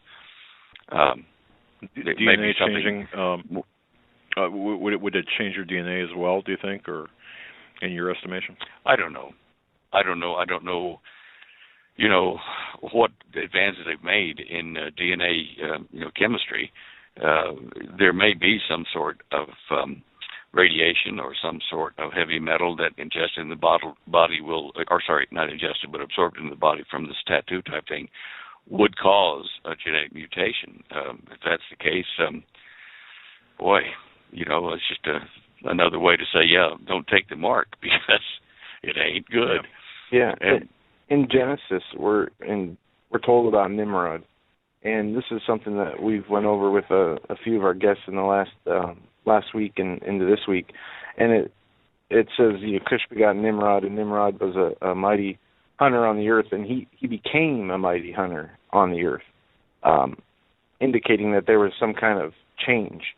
And I'm looking for the exact scripture right here, Genesis 10:8. And Cush begat Nimrod, and he began to be a mighty one in the earth. And it goes on to say the beginning of his kingdom was Babel, then Erech, Akkad, then Calena, the land of Shinar. But saying that Nimrod, he began to be a mighty one in the earth, indicates that there was some sort of change that happened with him. And some say that he was a genetic DNA change where he became like a Nephilim or like, the Amorites, as tall as the cedars. But something happened there which seems to point all the way back down to Revelation, where it's not even those who get the mark, but if they worship the image, there's three parts to that. It's receiving the mark or worshiping the image, and let me get the third part here correct. But we're told that all on the earth, small and great, rich and poor, free and bond, will have to receive this mark. And if they don't do so, they will not be able to buy or sell on the earth. And this is what we were just getting into, how the Christian community, for lack of wanting to conform to this, will be portrayed as rebels, be portrayed as the troublemakers. This is how they will finally divide the two against each other, the believers in Jesus versus everybody else. They will label the Christians or the believers in Jesus as the ones who create all the problems. And because we will not take the image of the beast or worship the image or the number of his name. And we have to prepare ourselves to be ready to be vulnerable, be not part of the community, not part of this one world order that's coming. But Stan, and I know we talk about this a lot, do you see that there will have to be some kind of culling of the herd, some kind of great population, or is it more just about the control of the population before we get to this point? Oh, there'll certainly be a culling of the herd, and biowarfare and nuclear war would definitely be ways to do it. I know this. I've seen. I intercepted a report to the CIA from one of their agents in Asia, and this is years ago. And I read the report. It was handcuffed to the man's arm in his briefcase, and it was open, and I did read it. And the report did say they wanted to kill several hundred million people by attrition or starvation. India and countries that didn't have control of their population and their birth rate, by withholding grain loans and things like that. Nowadays, they can use biowarfare, weather control, all kinds of things to achieve the same thing. But definitely they want to reduce the population to many times less than it is now. I'd say we'll be lucky to see 1/4 of the human population alive after the 7-year tribulation period. And this mark, or this number, Christians who know it for what it will be will not be able to pay land taxes. They will not be able to own cars or other property, or pay for license plate registration for them, because you'll have to have a personal ID number in the system to actually transfer funds to the government, to get a driver's license, to get license plates for your cars, to own your property, to pay land taxes, to pay income tax. So it means that the Christian church will have to go underground and walk away from their homes, no matter whether they're paid for or not. And they probably won't, in the end, be able to keep their cars. Even though they've paid for them, they'll be unlicensed, unregistered. And so there'll be a little bit of a challenge there if you get caught. And I just, you got to be prepared as a Christian to be able to walk away from it all, because you will not take the number. And this is going to be hard. I mean, if your life, you got a 401k, it's closed, the U.S. dollar collapses, the world economy is in free fall, share markets dived, oil prices are crazy.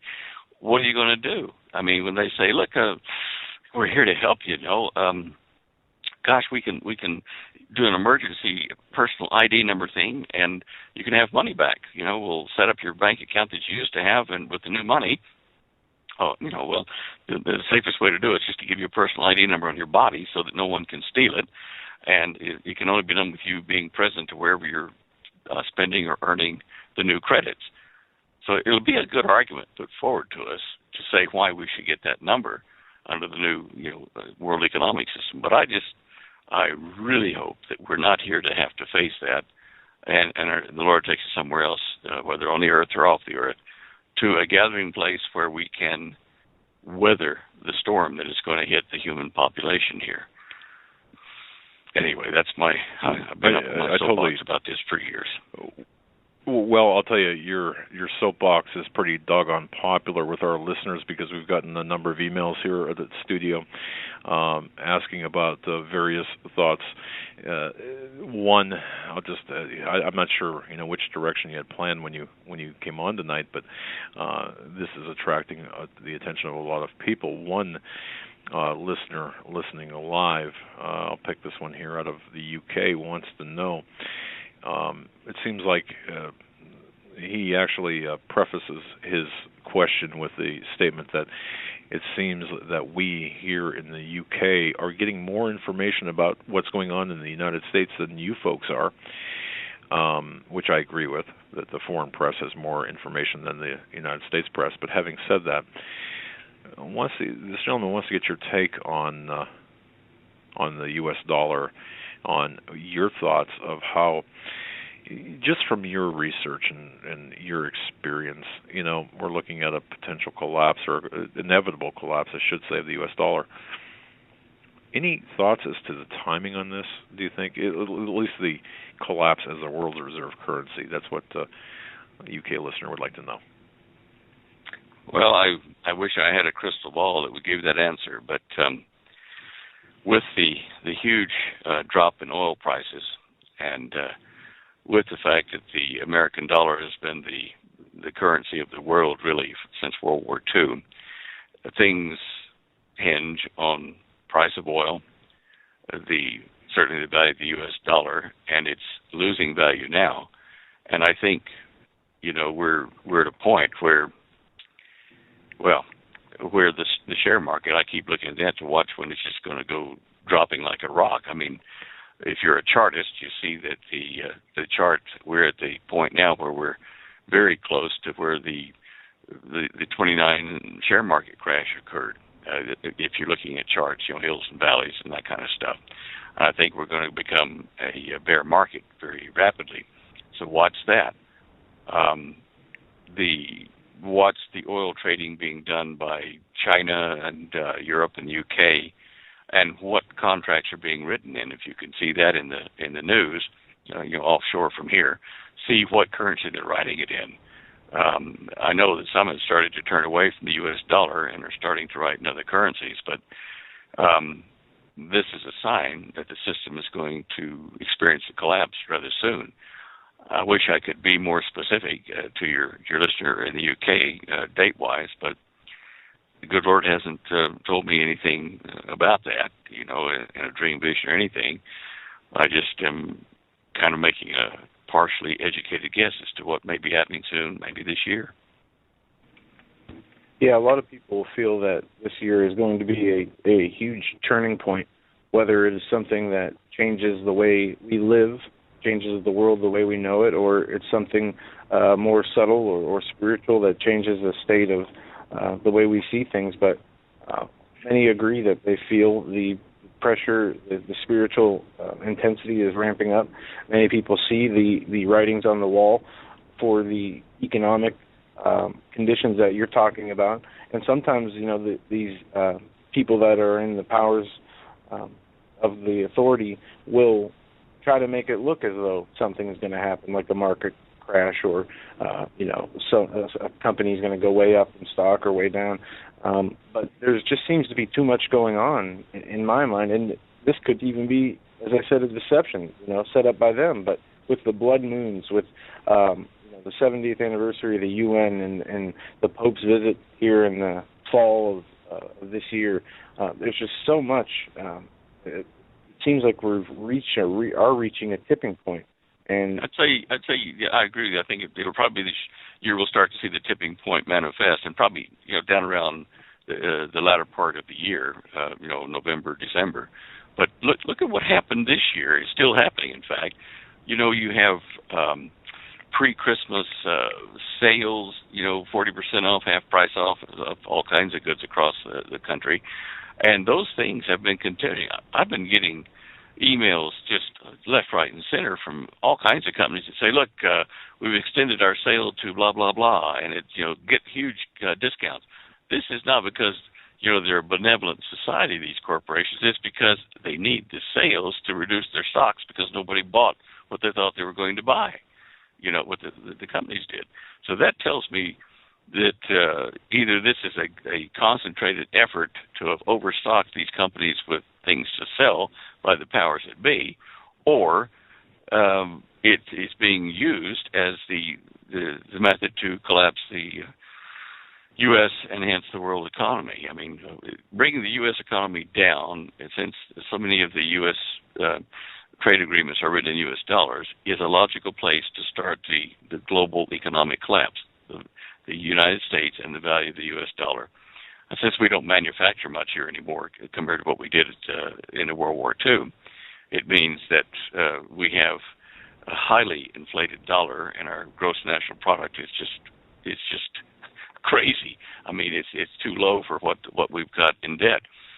We'll never be able to pay off the debt. So it tells me that we are at that tipping point this year sometime, and I think that the lack of sales across the board in so many kinds of companies in the United States tells me, I've seen it to other people in our business and related business. I've watched their orders, their stock holdings drop because no one was buying. And that tells you right there, this is not a news media hype. This is sales aren't happening because people can't afford it. and that's a real big indicator to me. Yeah, and I think we're going to see more of this. So the highest prices of eggs and poultry and continuing to rise. One thing that gets me though is the lowering of the gas prices. At first, I hear my dad say things like, "You guys enjoy these gas prices," and I'm thinking in my head, well, why wouldn't we enjoy the gas prices? We've been paying so much, $3-4 a gallon for years now.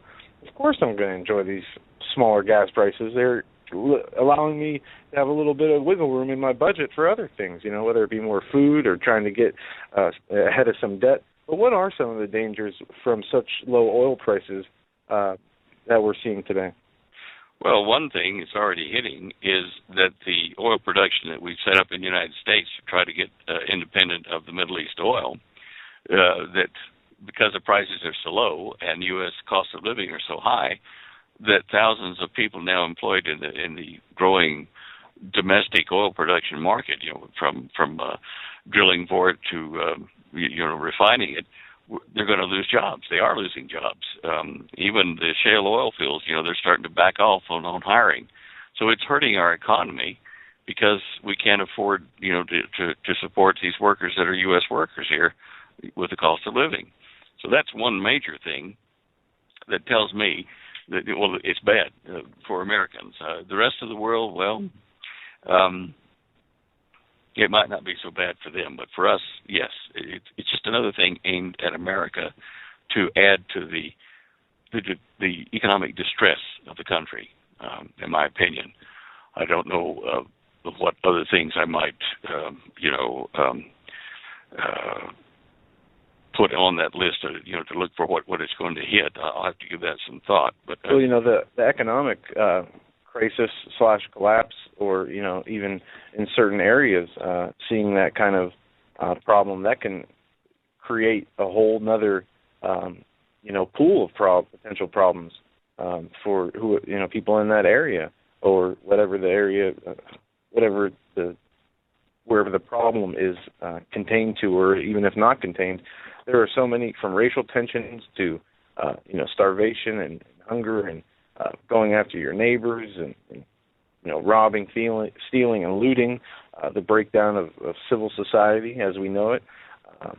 It can lead down a lot of roads, none of which are easy, none of which are nice, none of which we want to see. Pretty much their worst nightmares. And it's,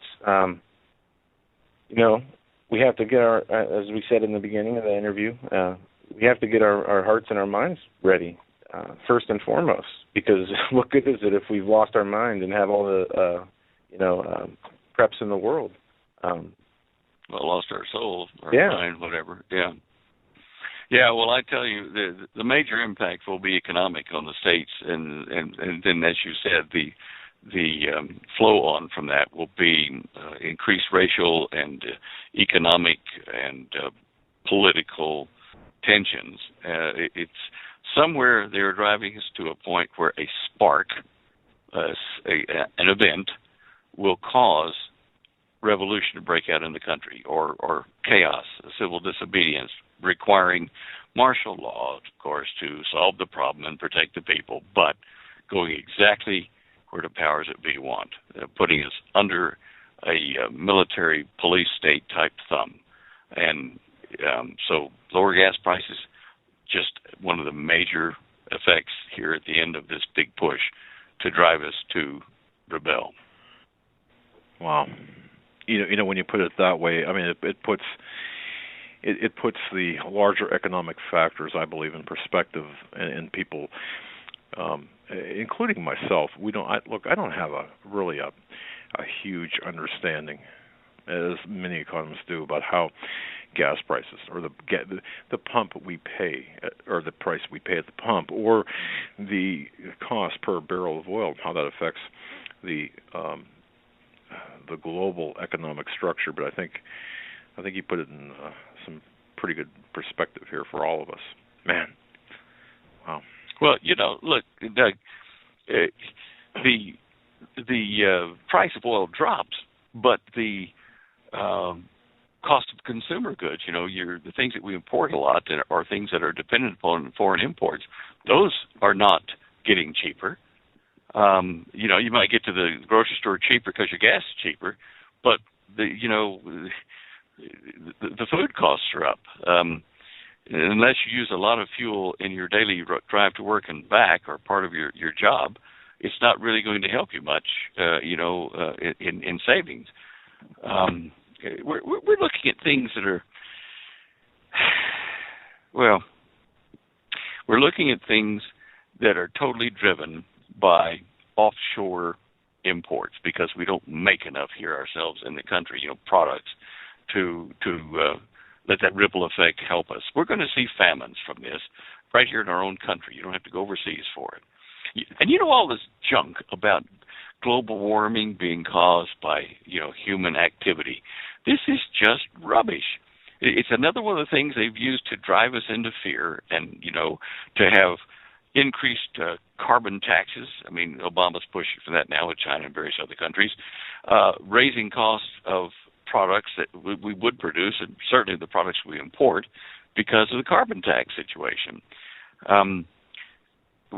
Global cycles, Earth cycles in heat have run through a sinusoidal curve where they go up and they go down, temperatures up and down.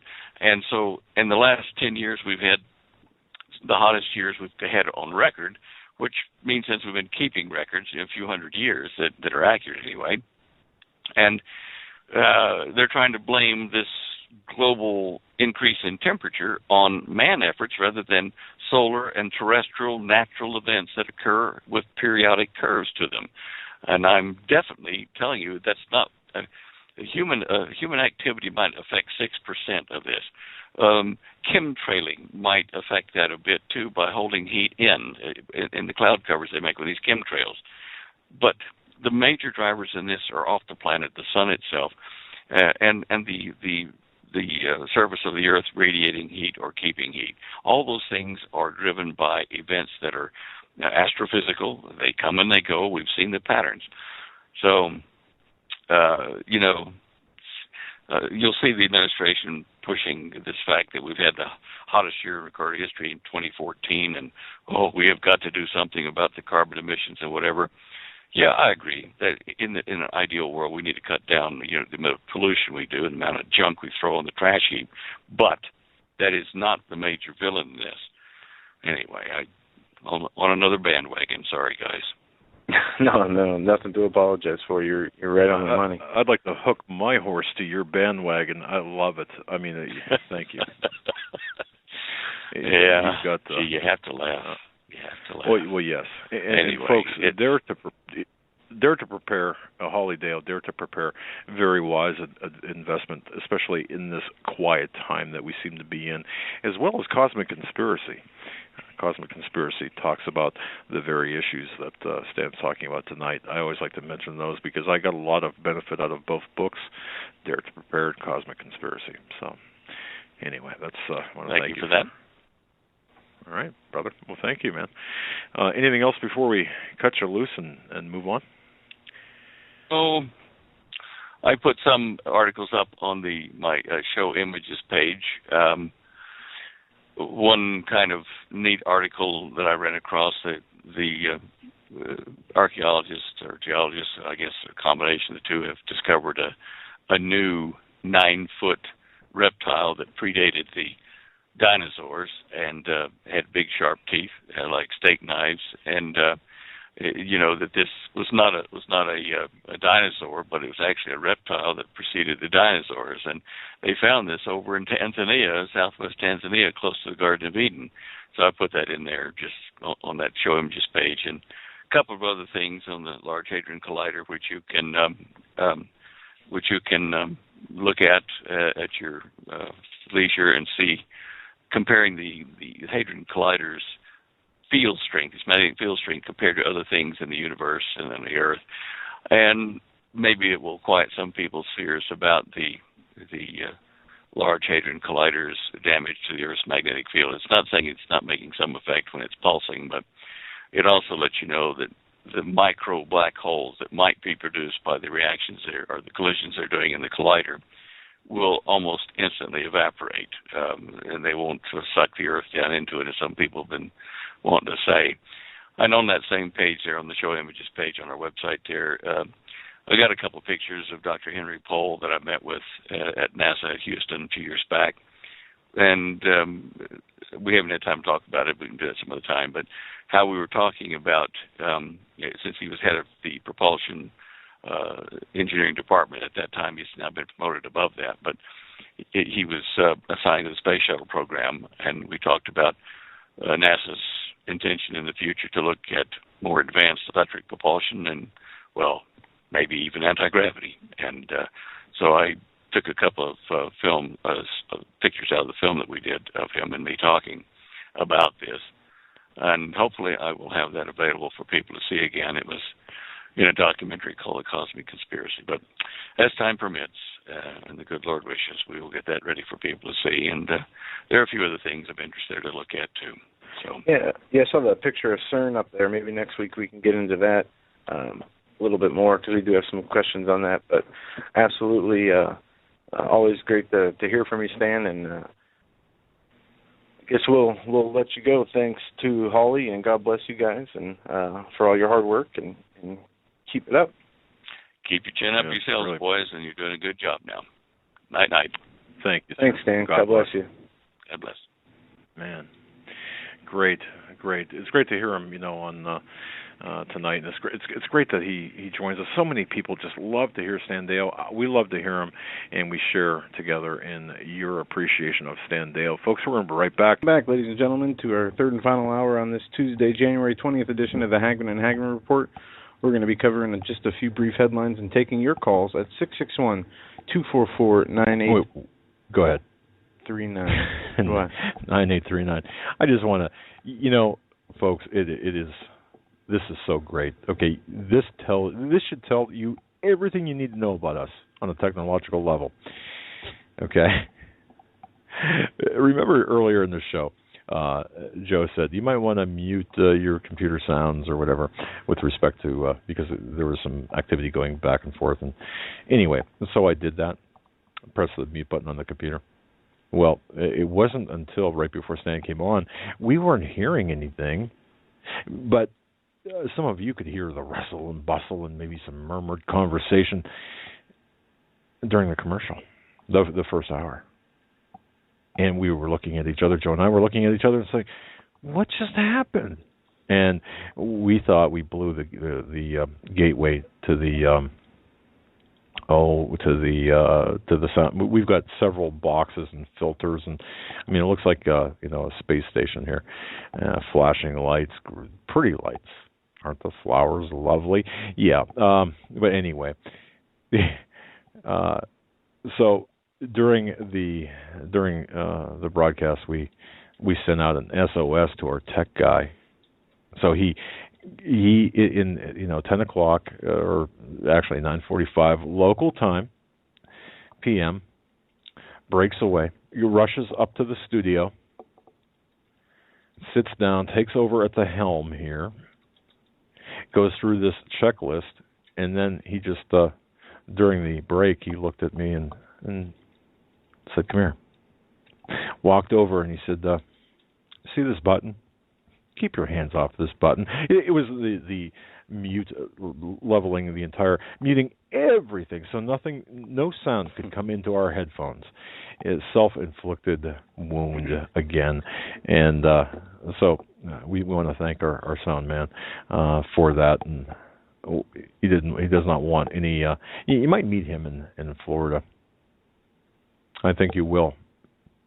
You will meet him in Florida. So what a great guy. But anyway, I just had to tell that story because, man, could we screw things up. No, it was we were both, Joe and I were both looking at each other and saying, why? Did we just blow the blow through that gate box there? We're all reconnecting with different, I'm reconnecting on Skype, you're using the phone or coming through on the commercials, oh, man. So... and I'm thinking in my head, boy, I wonder how long it would take.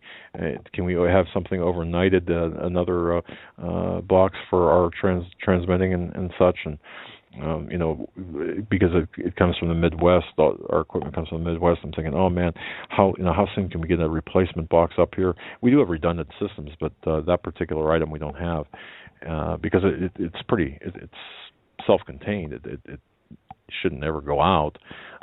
But anyway, I just thought you'd enjoy that, get a kick out of that, and what neophytes we are. I'm going to hit on this story, and we can take some calls. I got a few stories, but I'll hit this one first, and then we can go from there. This is on the Daily Caller today, and this is pertaining to chemtrails. Report EPA tested deadly air pollutants on children. A government watchdog group has obtained documents detailing how the EPA exposed children as young as 10 to deadly air pollutants without disclosing the full risks of the substances. The government watchdogs say these EPA-backed studies could violate California state and federal law because the children were exposed to diesel exhausts in experiments with no health benefits to the subjects. Between 2003 and 2010, the EPA-backed experiments done at the University of Southern California and the University of California, Los Angeles, that exposed children aged 10 to 15 to diesel exhaust, an air pollutant which the EPA and the California Air Resource Board says has no safe exposure limit. CARB found in 1998 that based on available scientific information, there is no level of diesel exhaust exposure below which no carcinogenic effects are anticipated has not been identified. This statement was made by CARB 6 years before the EPA-backed studies took place. The EPA lists diesel exhaust as a likely carcinogenic. And it goes on to say, not only has the EPA been caught violating the letter and spirit of virtually every national and international code, law, regulation for the protection of human subjects in medical experiments developed since World War II, said David Scanar, an attorney for the Energy and Environment Law Institute. The group has released the documents. They have done so in shocking style, abusing the most vulnerable people of all, those being the children. It goes on to say, compounding the basic villainy of the experimentations itself, Scarn added, is that USC/UCLA researchers failed to warn the parents and the children how dangerous EPA and CARB had determined diesel exhaust to be, so there was no informed consent as required by law. To make a long story short, the EPA is continuing to, and the agency is continuing to just disregard the risks to human beings for what they call is, experimentation or their scientific data studies. And we talk about chemtrails a lot. Well, whether this was, something that was dispersed through a plane, whatever it was aerosolized. We see the chemtrails so much. How much is this actually hurting us? And this is something when Katie comes on Friday, maybe she can shed a little bit more insight on. And Dave Hodges, too, tomorrow night. Yeah, I want to talk to Dave Hodges about the chemtrails in particular. I mean, Dave has done some stellar research. I mean, he's at the tip of the spear in terms of the research, and he's shown things that his research is fantastic. I mean, he has shown us documentation that backs up his articles and his investigative reports. So I'm very anxious to talk to him about chemtrails. And folks, you might even be at the same point I was, where I did not believe that chemtrails existed, or if they did, it was something that was innocuous. For example, I want to go ahead. Thank this Krista in the chat room. She posted this article from Natural News: 600 strains of aerosolized thought control vaccines already tested on humans, deployed via air, food, and water. According to a document you're about to see, for the last 8 years, government scientists have already actively engineered viral vaccines designed to alter thoughts and beliefs by infecting the brain and suppressing genetic expression of neurological cells. Dispersal of these vaccines have been tested via high-altitude aerosol sprays, highway vehicles, the water supply, and the food system. Man. So don't breathe, drink, eat.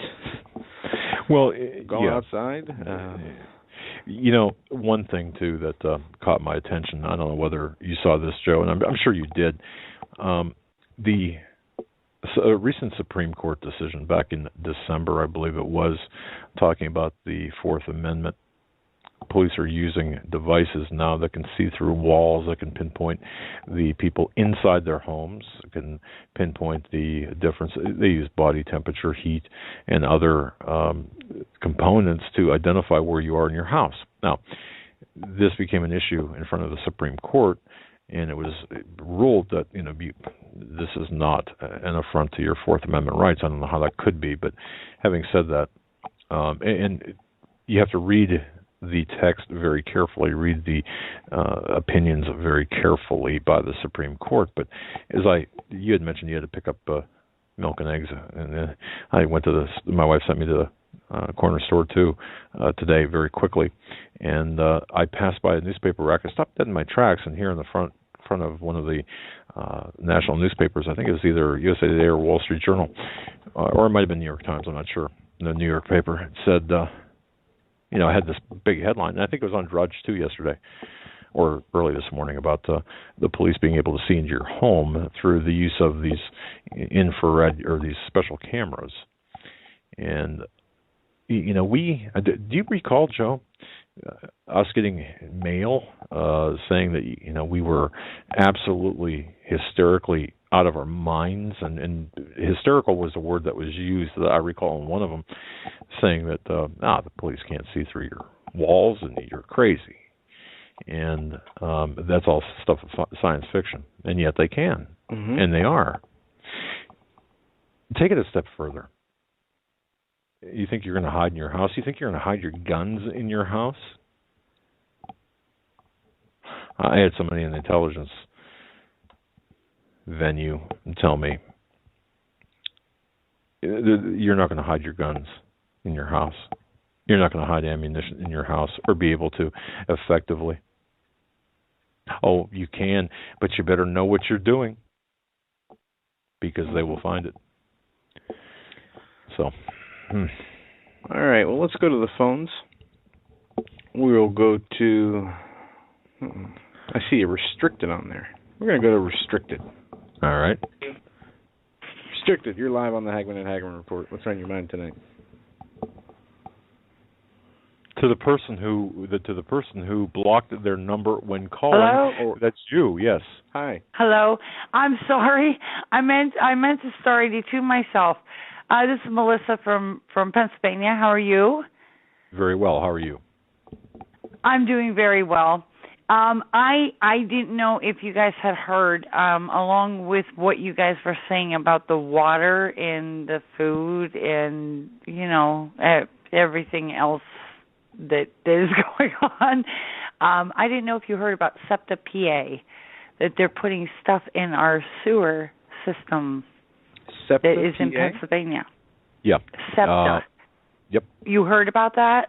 Yes. I don't know if it's up here towards us or if it's down just in Pittsburgh. I wanted to know your take on that. Well, okay. Wow, where do you start? Okay. Now, sorry. The acronym. Let's get the acronym correct here. It is what? SEP like Paul TA, correct? Yes, SEPTA. Right. I just heard about it the other day. Right, and now this is, if people search that, they're going to come up with the Southeastern Pennsylvania Transit Authority, which is not what she's talking about. This is a this is a special special initiative to test. This is a beta test of certain. It's being done under the auspices of tracking runoff. Okay, it's a huge deal. It's a huge project. But one of the issues that they're focusing on right now is tracking runoff, tracking the runoff water. Okay. Okay. Now it's being done under the color of that, and it's actually under different acronyms. It's part of a larger. How do I want to say this? It's part of a larger.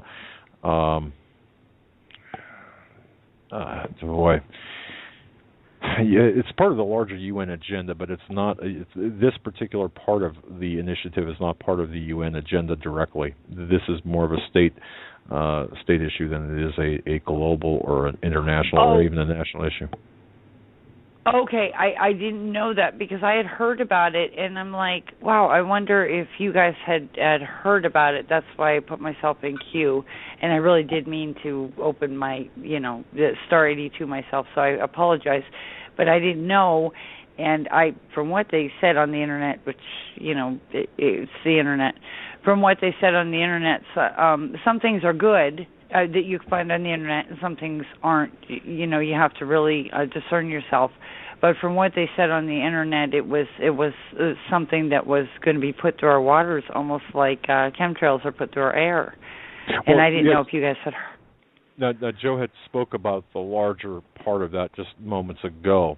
Okay. Yeah. That's the larger part of it. Right. That's what Joe had just spoke about. Exactly. Now you're going to have to go a few steps to connect the two. There's a lot of grass in between what Joe said and this. There's basically 6 methods of dispersal: high altitude release, water supply release, insect transmission, diffusion by ground level objects such as a car, diffusion from a stationary object, and there you have it, diffusion by ground level. Food supply. Correct. And if you go to naturalnews.com, there's an article up there talking about... Okay, so they're just trying to poison us however they can? Is that... Pretty much, yeah. There's many ways as possible. All right, well, I care about you guys, and I just be safe. Be safe, and God bless. God bless. All right, Happy New Year. Happy New Year to you as well. Thank you. Yeah, Joe, it's the way it is. A lot of times people get a piece of something, and that's great because many times we don't have all the pieces. You grab a piece of something, you follow it back, and to what you're talking about is the overview of the larger objective. Go ahead. Yeah. All right, we'll go to area code 315 next. 315. You're live on the Hagmann and Hagmann Report. Hey, thanks for my call. I just wanted to mention maybe some solutions that people might be able to use. Sure. There's 2 books that I have been reading. One, I haven't finished the one. It's called The Global Sovereign Handbook by Johnny Liberty. Have you ever heard of it? No. Say that again. I'm sorry.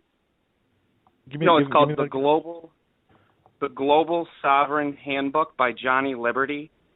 No, I have not. Okay, The Global Sovereign Handbook. I'm writing this down as you... okay. Yeah, it's put up by the Institute for Communications Resource. They're from Portland, Oregon. Okay.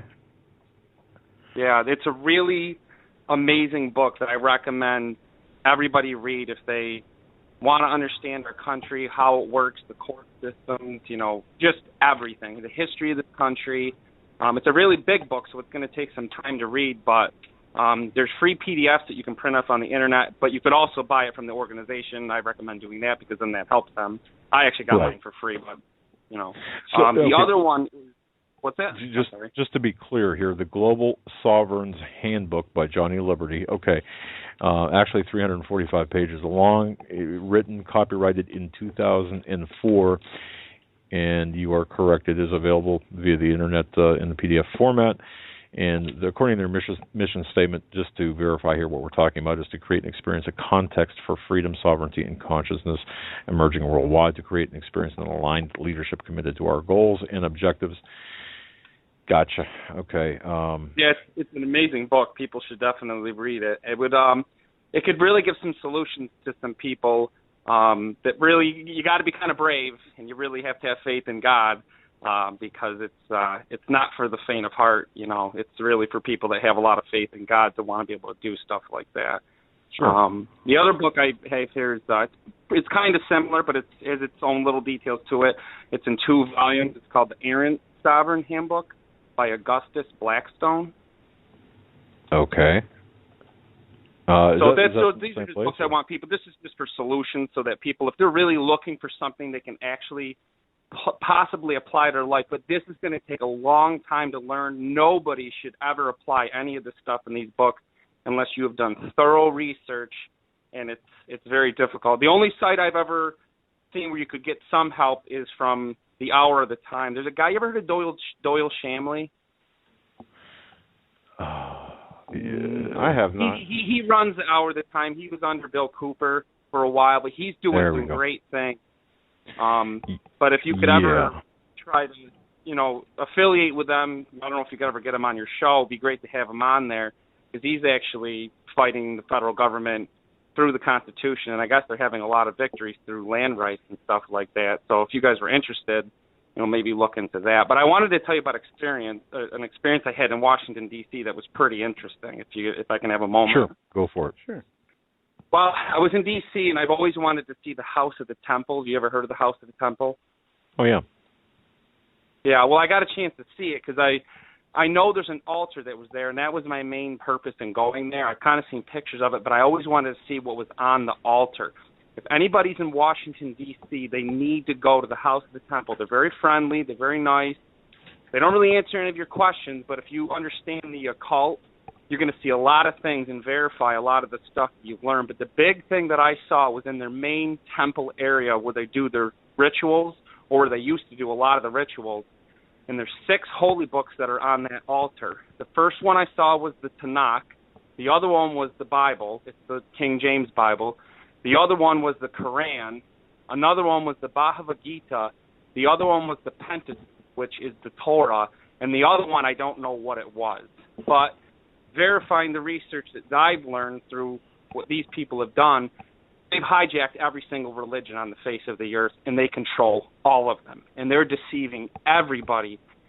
Because I've been reading the Bible, and I've been studying some things, and I learned a lot from studying what Bill Cooper taught, and I'm learning that I don't understand the Bible fully. I thought I did, but I really don't. The Bible is a lot different than we think it is, and Jesus meant a lot more than what we thought he did. And I just think that people should take that time, if you get a chance to go to D.C. and see that, because that is who our enemy is. Because that building was built in 1733.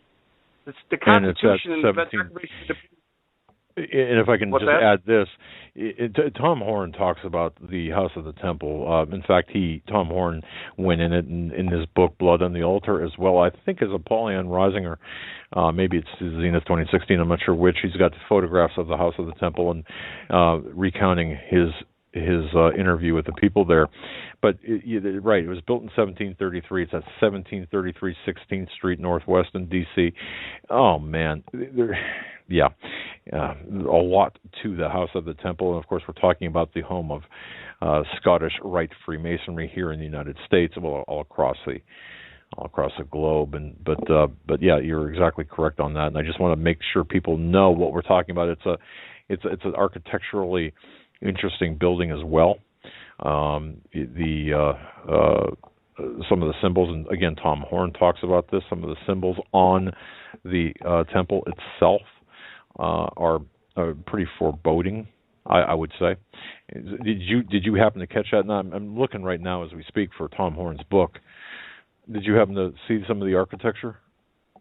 Oh, it's amazing. It's absolutely unbelievable. The libraries are, I wish I had the time, and I wish I lived in that area, because they actually let you go in there, and you can actually go in and go through some of the books they have. I don't know how much you can, but I'm saying if anybody has time and a chance to get into that place, they're very nice. I'm sure if you got a little uppity and things like that, it might not be a good idea and get all riled up. If you're calm and nice, they let you go through that place, but the pictures that are in there reveal a lot of, there was Pat Buchanan, I think it was Pat Buchanan, Harry Truman. I mean, these are common names everybody knows. It shows like all of NASA, the whole mural to NASA that they basically created NASA. There's just so much in that place. It's funny because I went to the Smithsonian after that, and it was like so boring compared to the House of the Temple. There was no one there. There was 2 other people that were in the House of the Temple and me that were doing this tour, and everybody's going to the Smithsonian, and everything in the Smithsonian is all fake recreations.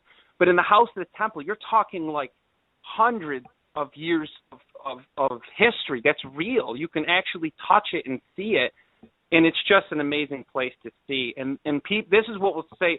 These people have been planning. Whatever they've been planning proves right there. They've been planning the whole setup of the United States long before we can even imagine what they, we even think that they were planning. And it just proves it, just the House of Temple, because Washington, D.C. wasn't even created until later on, years after, but the House of Temple was put right in D.C. in 1733, proving that they had a plan to hijack this country and make it the new Atlantis, is what they basically had planned for by Sir Francis Bacon's admission that that's what the United States is.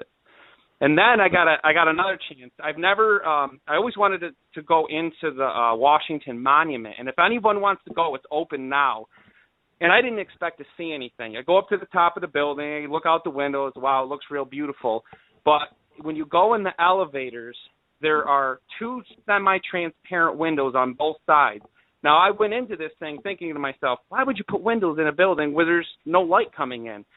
And we're going down and descending, and the elevator operator says, well, as you notice as we descend, the windows are going to go from semi-transparent to full transparent. And I go, why would they do that? He says, there's going to be some images that you see on the inside. And when you go on the inside, what do you see? All Masonic carvings on the inside of this thing. And my brain was going to explode. And no one else in this elevator has any idea what the heck they're looking at. It was unbelievable to me.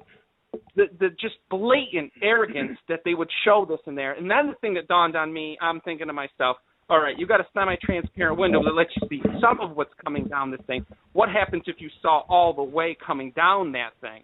That's what that was questioning to me, why they would do that. So if anybody gets a chance to go to Washington, D.C., the monument's open, and you can see this for yourself, what's there. And again, this just proves that these people have been planning this stuff for so long. And to me, this is our real enemy. The people that worship the sun are our true enemy. Because in my city, I found out there's a lot of people, and I'm not going to name their names, and I know them pretty decent, and they're all Freemasons. And I've seen their stuff. They told me. I've been told by a lot of people. And I'm sure in my city, it's not any different than anybody else's city. And they're not any other religion except for one religion, and that is worshiping Lucifer, the sun. That is what they are. And this is what I really, really want to say to people. We got to get our focus back on what the Bible says, and I think people better really investigate what the Bible really is saying, and then also focus on our enemy, and then the solutions. If people read those books, I think it's going to give them some hope to some of the things that are coming, because I know Stan Deyo was talking about the mark of the beast, and I personally believe that the mark of the beast is here now, and it's part of the Social Security number. And those books that you're going to read will get you out of that if you're brave enough, and you have to be very intelligent, and you better be praying to God and get on your knees, because you can't do it without him, and you're going to need help from a lot of people. So I agree. That's kind of what and if I can just add to your call this way, if you were in D.C., you went to the temple there, you went to the Washington Monument. Did you happen to go to the Capitol building? No, I didn't get a chance to do that, but I did get to see the Constitution, and you cannot read that for sure. It's virtually unreadable on that parchment paper. Right. It's so the light is gone off, and not that really people need to see that, but it was something I was kind of discouraged about. Because I've been reading the Constitution quite a bit and studying it, and I wanted to verify some of the things that I read, and I didn't see that. But no, I haven't been to the Capitol building yet. That's probably my next place. I want to go to. You mentioned the Constitution. We are reprinting our Constitution, the pocket-sized Constitutions. We'll have them ready when we go to Orlando. But with respect to the Capitol building, if you grab a hold of Tom Horn's book, Zenith 2016, you'll note that inside, there's pictures of the Capitol building, and it is really, Tom Horn makes a very good argument that it is, if you look up, for example, you will see 72 pentagrams. And having any pentagrams inside this building would be absolutely horrible, but 72 is extremely critical. It's a critical number. The circle at the top of the dome, it's like a crown overreaching everything that goes underneath it. It looks like an occult way of trying to pervert our lawmakers, our laws, well, at least what they were said to stand for. And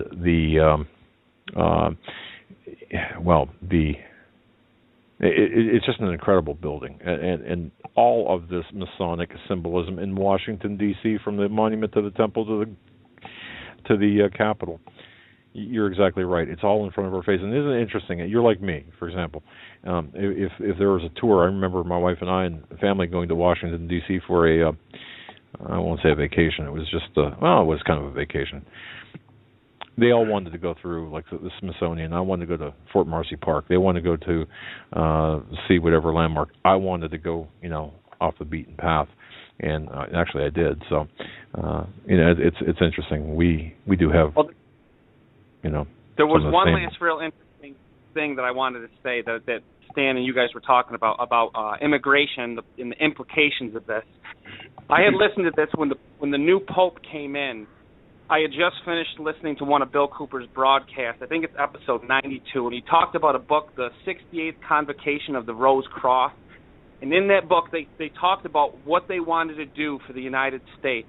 One of the things they want to do to cap the United States, the final capstone, according to what he said in this book, was they want to merge the United States and Mexico, because that pyramid that's in Mexico is a representation of the pyramids in Egypt, and it's an unfinished capstone. And what they want to do is they want to unite the United States and all of the Americas together.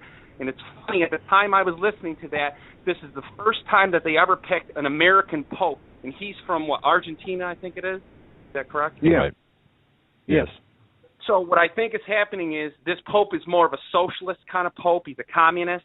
And what they're doing is they're spreading this, and they're bringing in these Mexicans, and there's a very good chance if they pass immigration and things like this, this is the merger of the Americas and the final capstone that would be done by the United States. Because once they merge the United States, basically this world government's done, because almost all the other countries have gone into this system. The United, you have the EU, they're all united, China, Asia, and all that. But the United States and the Americas are not united completely yet. And that's something we better watch. And I think people should listen to, like I said, old Bill Cooper. Maybe he was a little crazy on some things, but I'm telling you, that man was on about a lot of things. Absolutely. So that's something to think about, the merger of America and the final capstone. So. Yeah, and thank you so much. And you made a number of good points. Of course, it's some people can't handle the truth about the Vatican. We talk about the Vatican, for example, at the highest of levels, the Jesuit influence of Vatican, the statements the Pope has recently made. Of course, if we have an intellectual discussion about that, you've got people that are just having mental meltdowns saying, well, you're anti-Catholic, and it's crazy how this has gone. But having said all of that, how can people actually when the Pope talks about the statement he made about breeding, for example, did you see that where he mentioned about you shouldn't have so many children, you should be responsible in your family planning? He didn't say it like that. It was more of a almost a communistic type of statement that he made, to be interpreted, or that could be interpreted in a way that would be antithetical toward the teachings of Christianity. And some of the statements that are coming out of the Vatican are just wow. They're man. I thought Vatican II was something. This is even more. So, caller, thank you so much, man. Good call. Go ahead. You should have one more guest on your show. Who's that? You ever heard of a guy, Freeman? He's on Freeman TV. Rob Skiba. You guys, I think you've had him on your show before. We've met on his show. Rob. Yeah. That guy's actually pretty. I haven't checked all of his information. Some of it might not be true, but he's very good about the occult. Everything. I have all the same books he has. That guy knows a lot of things, and he has a lot of good guests on his show. You might want to get into him and maybe contact Rob and see what he thinks of him. But it's Freeman TV.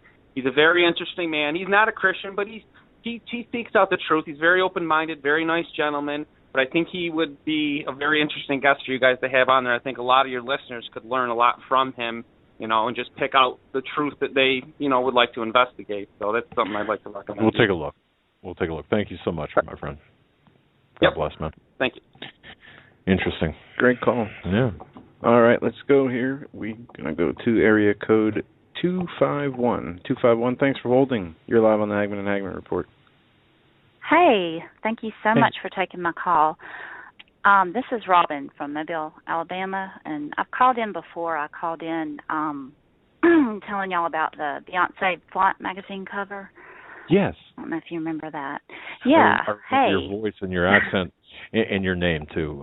Yes, I remember. No, I do remember the call. Yeah. No, I hate to hear myself on the radio. I sound like a redneck, but I swear I'm not. I have got a story to tell you guys. All right. I sent y'all an email. I don't know if you've had the chance to read it, but I sent an email, I guess a couple of months ago, and I have to say, Doug, thank you so much. You got back to me. The next morning, I was flabbergasted when I looked on my email and I started crying. I said, I cannot believe he got back to me that quick. It made me feel like I was part of the body, how God's body, the body of Christ all works together. That just went all over me when I saw that you got back to me so quick. So thank you for that. But, okay, this is what happened to me last Thursday night, Friday morning. Okay, I clean houses, and I clean these two houses in Dauphin Island, and they're right across the street from each other. The two women that own these houses are very godly women, very, very true, blue, godly women, okay? I got there Tuesday. Wednesday, some workers were doing work on the back porch. They came. Long story short, the hot water heater was out, okay? The switch was broken. He called the electrician. Okay. Go backwards in time about, I think, 2 weeks ago, y'all had Daniel Duval on your show. Yes. Mm-hmm. Okay. 1 week before you guys had him, something kept telling me to listen to his show. And he does the 6-series show of interviews with Carolyn Hamlet. I recommend everybody go listen to that. She was born into the Illuminati, and she talks a lot about what they raised her to do. It is it's mind-blowing, her testimony and experience she had. But she talks about astral projection on there a lot. Okay. 1 week later, you guys have him on the show, and I'm like, okay, that's my confirmation that I'm on the right track. Because I'm always like, God, let me know, lead me where you want me to go. I'm always just so worried. I don't want to go off on the deep end or go on the wrong path. Well, that kind of gave me confirmation. Well, back to the story. This electrician comes in. Something about him I don't know what it was. It was just off. It's real nice. Nothing, wasn't rude or anything. Came in. He fixed the switch. Well, he didn't fix it. He bypassed it. He had to come back the next day, which he never did. But he asked me the oddest question. He says, so are you the homeowner? And I said, well, no. And he looked so confused. And he said, you're not the homeowner. You don't live here? I said, no. And he's like, okay, well, he says a few other things. Well, he asked me like 2 more times, are you sure? Do you live on the island? He was very confused, and it was just odd. Well, he leaves. A few hours go by. I listened to a show that Steve Quayle did on, it's called Aliens and Fallen Angels. Everyone should go listen to that show. In that show, he talks about, at first I thought he was talking about a man had this vision, but Romy, he says, had this vision of these beautiful angels singing and coming down, and people were just, worshiping them and singing back to them, and they bring them to the back of this building, and then they turn on them and start devouring them, eating them at the back of this building. Have y'all guys heard that? Yes, we have. Okay. Now, I'm shaking. About 3 o'clock that morning, this is right after I listened to that show, the whole time I was there, I couldn't rest. I was just restless. Something couldn't rest. Well, all of a sudden, about 2:30 in the morning, this cat starts meowing like crazy outside. Well, I'm an animal lover. Normally, I would have went out there and checked to see what it was. For some reason, it irritated me, and just something said, do not go outside. Okay. Well, I'm looking out the windows, and wherever I walked in the house, the cat seemed to be right under me meowing outside. Well, something told me go in the bathroom and look out the window. The house directly next door is rented out weekly. Earlier in the night, I heard the people's truck leave. For some reason, it stood out. I heard them come back. I look out the window, and I said, okay, what in the world? It's like a Chevy Suburban with the front row seat, the middle, and the back seat. There are these 3 sets of eyes glowing. I'm not crazy, you guys. I'm telling you what I saw. Good. I swear to God, this is what I saw. There are these 3 sets of eyes glowing. I'm thinking, I got to be just seeing something. So I start, God, what is it you want me to see? All of a sudden, I look back at the house, and there are these, it's almost like 2 or 3 stories, it looks like. And there are these people, from what, it's kind of like I instantly knew what they were. There were people in a black robe and a white, kind of like an off-white robe, beige robe. The black robe people were leading, it was 2 by 2, black robe, white robe, black robe, white robe, and they were kind of separated, but they were leading these people, and it's like they were in a trance. I looked down, and there are these huge wings, and there were maybe 3, 4, or 5 of them, and they looked like they were feasting on people. Ew. I never saw the people down there, but they were just, you could tell they were you know what I mean? Like when a bird attacks something, it's what it looked like. Well, okay. So I got out of it, the people in the black robes were leading these people in the off-white robes. Well, then all of a sudden, I'm up maybe about 20 feet in the air. There are these 4 or 5 20-foot tall things in these black robes. And they're all like they're standing guard over what these angels are doing and whatever in the world they're doing there. No, wait a second, Robin, if I can ask you this. When you say you're 20 feet above the ground, or 20 feet up, yes. It's at Dolphin Island, and all the houses are above. They need to be so far above ground. And I'm looking out the bathroom window. So you're physically, I mean, you're standing on the floor physically, on the second floor or whatever. You're yes, yes. Yeah, okay. All right. Okay, thanks. No, I don't mean I'm like flat. I'm standing. I'm in the house in the bathroom window, looking out the bathroom window. Yes. Gotcha. And I swear, you guys, I saw this. I prayed about it, and God, I'm like, please tell me I'm not. If I'm seeing things, and this is my imagination, tell me. And no. It's like it was the same story I just listened to on Steve Quayle talk about Romy's vision she had. And I prayed and I asked God to confirm with Steve Quayle. I said, if this is, please somehow confirm with Steve Quayle in some way that I'm seeing this. Well, I want to testify. It was so funny, Joe, you talked about fear in the beginning of the show. Okay, all of a sudden I started to get a little fear came in, and these things, all of a sudden they were aware that I was watching them. Ooh. I back off from the window. I go, this is great, y'all. This is great. I go in the living room, and all of a sudden I just start seeing that fear left. God has been teaching me the past 2-3 weeks. He's been putting in my heart to pray for the fear of God. Pray for the fear of the Lord, because when the fear of God and the fear of the Lord is in your heart, no other fear can come in. When He fills you up with the fear of Him, there's no room for any other fear. And I'm telling you guys, and this is not arrogance, this isn't, I'm so big. No. I'm very humbled by this. I was not the least bit afraid. And I'm standing there, and all of a sudden, I see they have the living room where I was at. It's all glass. You can see outside. And I saw like these faces. They weren't like bodies, just faces. But they couldn't come in the house. I wasn't scared.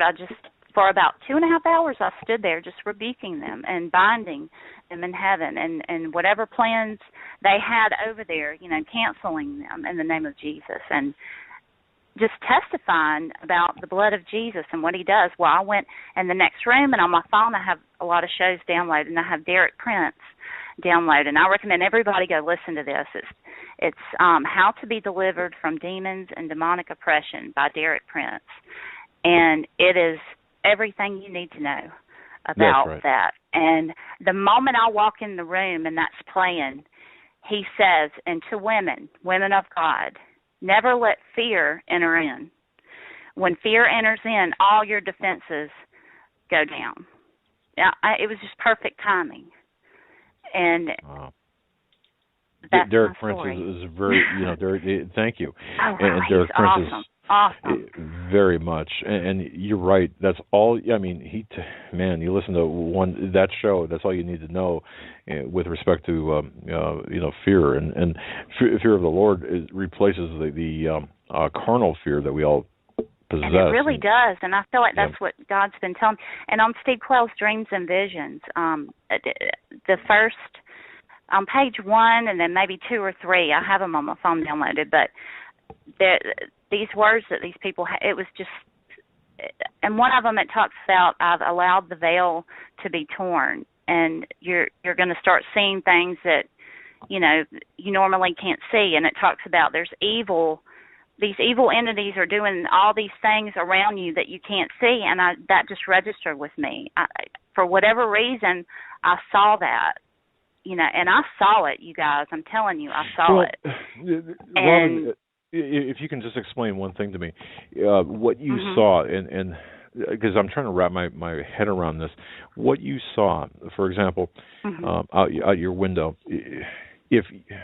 well, how can I even ask this question? If you weren't there, was that meant for you to see? Was that meant for you? I mean, why you? Why not me or Joe or Jane out there, listening to this? I don't know why not you.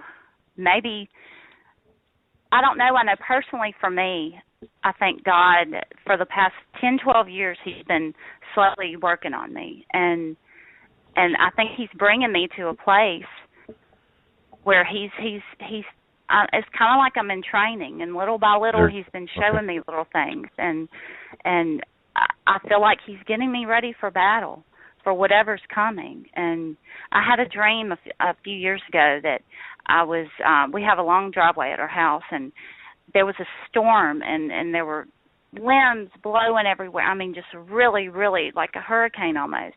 And I'm walking up my driveway, and I'm showing these people that I'm walking, and I never take my eyes off of ahead of me. And there are all these limbs and things flying at me and trying to hit me, and I have this peace.